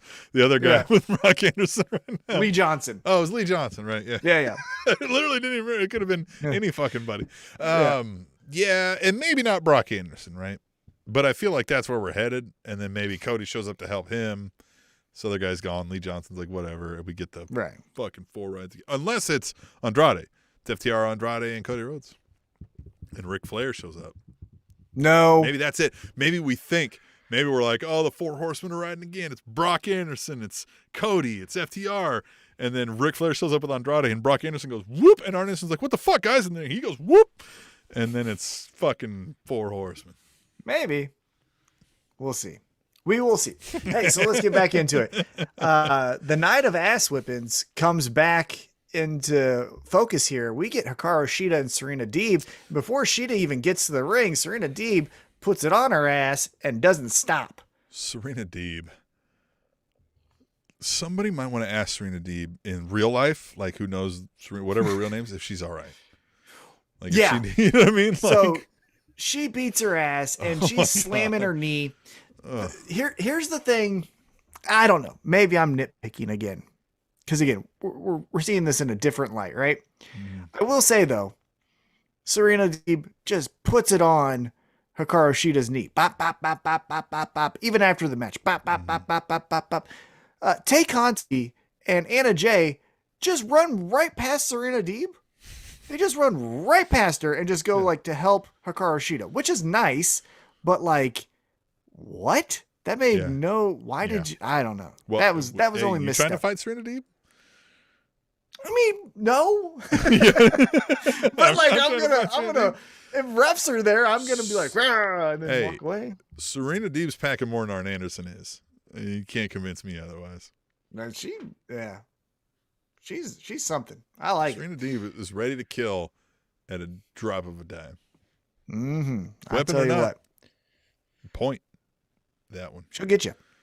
What else do we got here? So Christian, so we get Jurassic Express versus Silver and Reynolds for Rampage. That'll be fun. Sure. We get local hero Matt Hardy taking on Penta El Zero Miedo. We're getting Hardy Boys versus Lucha Bros. Man, no. It's happening. It's 100% happening. Why would they have went there? As soon as Phoenix is back, Jeff Hardy's whatever compete will be over. If he had one, Maybe not. Maybe he doesn't have one. And they will have the Hardy Brothers versus the Lucha Brothers. They'll probably call them that, the Hardy Brothers, because they probably can't call them the Hardy Boys. Right? What did Impact have to call them at TNA? They had to call them fucking Team Extreme or some stupid shit. I don't know. Stupid. Yeah, I think WWE. I don't like it. Whatever. Like, yeah. I don't like it. It's going to happen. It's going to happen. We are going to get the Hardy Boys before we get there. In AEW. Before we get there, let's talk about what happened last night. Penta beats Matt Hardy. They're going to go up against the Young Bucks. They're going to go up against the Lucha Brothers. I know. Let's okay. Let's get back into it. Shake it out. Just shake it out. Penta beats Matt Hardy. After the match, Penta calls out Malachi Black. Malachi Black obliges and says, "I'm right here, motherfuckers," and takes out Alex. Whop whop. And then Penta and Malachi Black, they're getting a good old tussle here. Varsity Blondes come down, and they're like, "We're gonna help out Penta because he helped us out the week before." Well, in Phoenix, And so there's and then Malachi Black looks around and counts and goes 1, 2, 3, and is like, "Ha ha ha ha!" Lights go out again. Brody King is in AEW. What'd you think of this? Just one I don't get. I mean, like, we've said, I don't want AEW just signing anybody all the time. And when they are doing it, we know out there right now is folks, and again, we don't know who's willing, who's able, whose money's right. But you have names like Wyndham Rotunda. You have names like Johnny Gargano. And we're already like, you're signing too many people too fast. And then you're going to be like, oh, yeah, well, watch us sign Brody King. It's like, okay. But, like, of all the names you could have already, like, we were already bloating and you were going to throw another one on, and it out of the names available, it's Brody King. Just seems weird to me. Malachi Black could have taken anybody on that roster, turned them into a spooky guy, and achieved the same thing Brody King is going to do in his entire run for AEW. Well, so I like the Brody King signing. I would look more at Tony Nese's and Jay Lethal's and be like, what the fuck are you offering different than Brody King, right? Well, Brody King's got a unique look. Size, that's what I'm saying. All that. Brody King. So that aside, maybe, I guess. But I just this doesn't feel like this advances any storyline greatly. It doesn't feel like it's going to set Malachi Black on fire. It doesn't feel like it's going to set Brody King on fire or whomever they're fucking tackling. Well, so I think it adds a little bit of juice to this House of Black, right? It gives it, like, you can't have a House of Black and just one fucking person walking around. Well, but right? that's what I mean. You could have just picked people. Nah, I like it. I like Brody King. Because again, the look. Because it should have been Julia Hart and fucking Griff Garrison. And then they're going up against fucking, maybe not Griff Garrison. Oh, you think those two in them? No. Here's, okay. So let me talk. That'd be Raven's flock. Yeah, exactly. Let me point out the criticism that I have a little bit of AEW, and it's starting to be accelerated, to your point, of all these signings. It feels, look, it's fun and exciting, and that's what I like about a wrestling show, when it feels authentic and feels raw, right? I don't know what to expect. It's not just segment. It's this person bumps into this person helps out that person, all this stuff, right? It's great. However, I feel like we have a bit of ADD where it's like, don't you like that Miro stuff? That was cool. That was 2 weeks ago. Now you're not going to hear about it again. And then don't you like the Acclaimed? Well, here's our rap. But then if you want to hear it again, go back to Elevation. It's like we have so many. And for all of that to be said, and no offense, how the fuck is Brian Pillman Jr. getting this much fucking TV time? Yeah. And so, like, I don't hate what we've talked about. I know I've seen people say this similar sentiment online. It's like, hey, look, you got too many things going on. We haven't seen Miro in 5 weeks, whatever. Right? I kind of don't hate that, because every time I watch the show, I'm like, oh shit, you know what I mean? It's not the same thing over and over again. It's not like Hogan must pose. So I don't hate that, but I think they're venturing now on going too long, right? Like, we're talking about, like, I think it might have been 5 weeks since we've seen Miro beat the shit out of somebody. And that's one of the great things about Miro. Yeah, I believe, and we don't fact check here, but I believe the last time Miro was in ring competition was against Bryan Danielson. Yeah, and I'm all for the more people we can have and the more of these things is extended breaks for these guys, longevity for them. They're not having to run the road and beat them shit. Like, I love all of that. I don't hate that part. I do hate the idea of, like, it's hard to keep all of it straight at some point. That's the hard part, right? It's like, oh, I'm supposed to remember that Jay Lethal and Dante Martin 6 weeks ago had a backstage promo, and that's why Jay Lethal came out this week to help him out against Powerhouse Hobbs. You know what I mean? They are also very reliant on the idea that, like, well, you're going to know who we're talking about. So when it's like, Brody King is here from Malachi Black, it's like, you guys know. And it was like, I knew only because of, like, this show and the names talked about. I never watched it. I didn't fucking know. Yeah. You know what I mean? Like, I knew that guy existed, but I didn't know he was in a thing with Malachi Black. I mean, it makes sense when you look at him. But, like, you know, they're both fucking 90% tattoo. But like, I don't. Yeah, I became aware of Brody King when honest to God, hand on the Bible, whatever you want to say. I became aware of Brody King when they started when he started tagging with the Regal Twins in New Japan. That's when I started following him. I was like, oh, cool, tagging with my friends. Right. That's neat. And then I was like, oh wow, this guy's pretty cool. And then I found out the story. You know what I mean? But like, yeah, I wouldn't have known that unless I was the Regal Twins are tagging with him, right? You know what I mean? Right. So anyhow, it's getting a little bit like, okay, but then now I'm supposed to remember that Miro line in 4 weeks ago now applies to this week and then carry the two, but now Jericho has a hairpiece and what the fuck is Eddie Kingston wearing? So I get, if somebody's not building to a match at the next event, then they don't need to be week after week in the here's what happened last week. I get it. And I love that. And I love the use of dark and elevation for things like that. But I'm now sitting here going like, okay, Rampage needs to be 2 hours, or there needs to be a third show, because if you're just adding more folks, because because the third place doesn't exist yet, I do want your Garganos here. I do want your Wyndham Rotundas here, and I don't want your whatever guy's name you showed me is going to be battling somebody on Rampage here. Yeah, whoever that guy was. Like, Daniel Garcia is great, but I would have preferred maybe Johnny Gargano before I saw Daniel Garcia, I think. You know what I mean? It's like one of those things. Then maybe Daniel Garcia is a bad example, but I know what you mean. That kind of idea.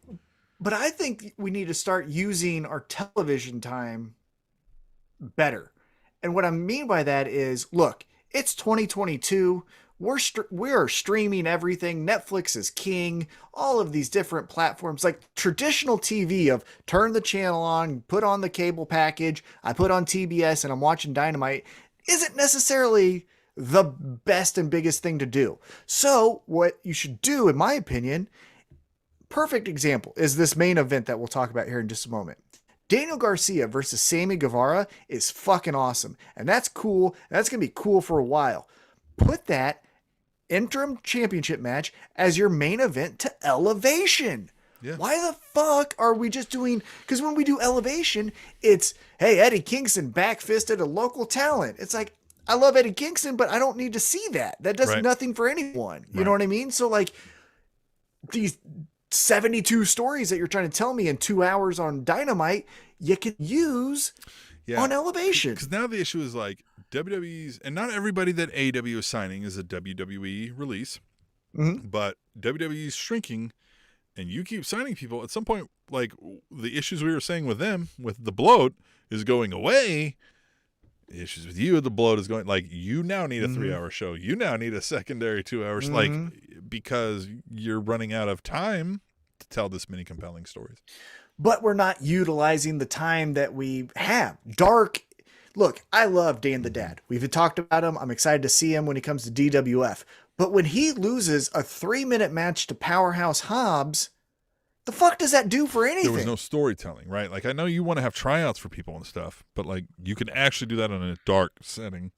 Yeah. Or just create another show on YouTube. Like, yeah. I mean, it's just, if we have all of this, if Tony Schiavone is going to fucking take his time to call a goddamn match or Excalibur, then make it worth their time, right? Yeah, we got Tazz. Big Show to go sit and you know? And like Excalibur and Tazz are just telling side jokes while, which are great, but like Max Caster's beating up someone that we don't know at all, and they're just telling jokes. It's like, well, what are we doing here? Utilize our time. On one of these episodes, he was like, happiness is fake. He was like, you're either miserable or you're angry. That's all you get.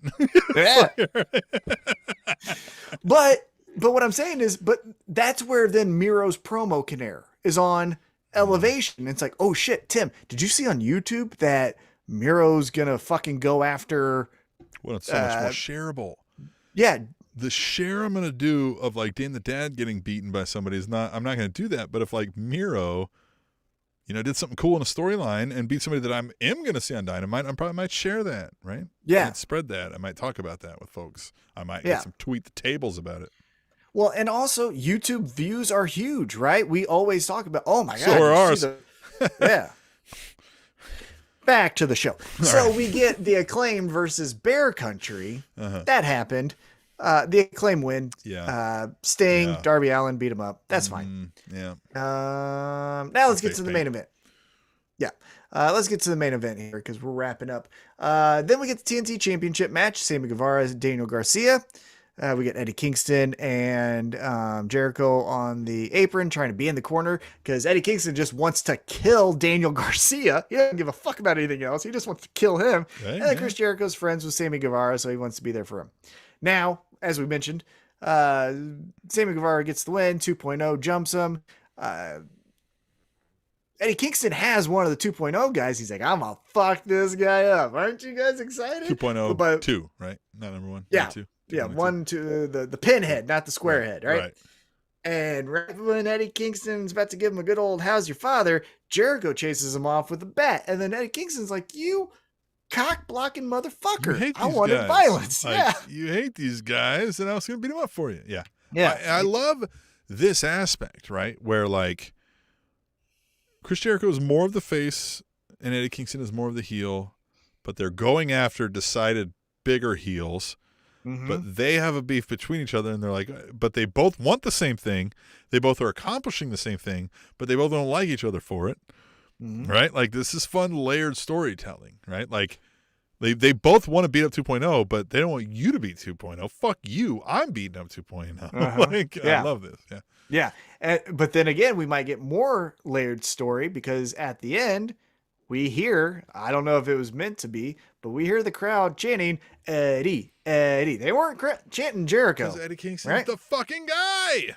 Eddie Kingston's the fucking guy. And so that was your AEW Dynamite Rampage. We've got some fun stuff looking forward to next week. Another jam-packed Dynamite. But again, the biggest criticism I have, and I felt it this week because it felt like just in piles of shit in a 5-pound bucket, is like, utilize some other things that you have. Utilize Dynamite, or excuse me, utilize Rampage, utilize Elevation, utilize Dark, like especially Dark that's filmed in that Universal Studios. Like, you can tell all the fun stories there. That's fucking great, right. So I don't know. Stop with this fucking bullshit tryout matches that I don't care about when talent that I do care about isn't featured on TV or in stories. There's your PSA. Well, that's all I got. I had a great time this episode, and I think we'll just leave you with that. We're excited for the next week of pro wrestling. Come back, talk to you right here, and make sure you use #TweetTheTable. The Spanish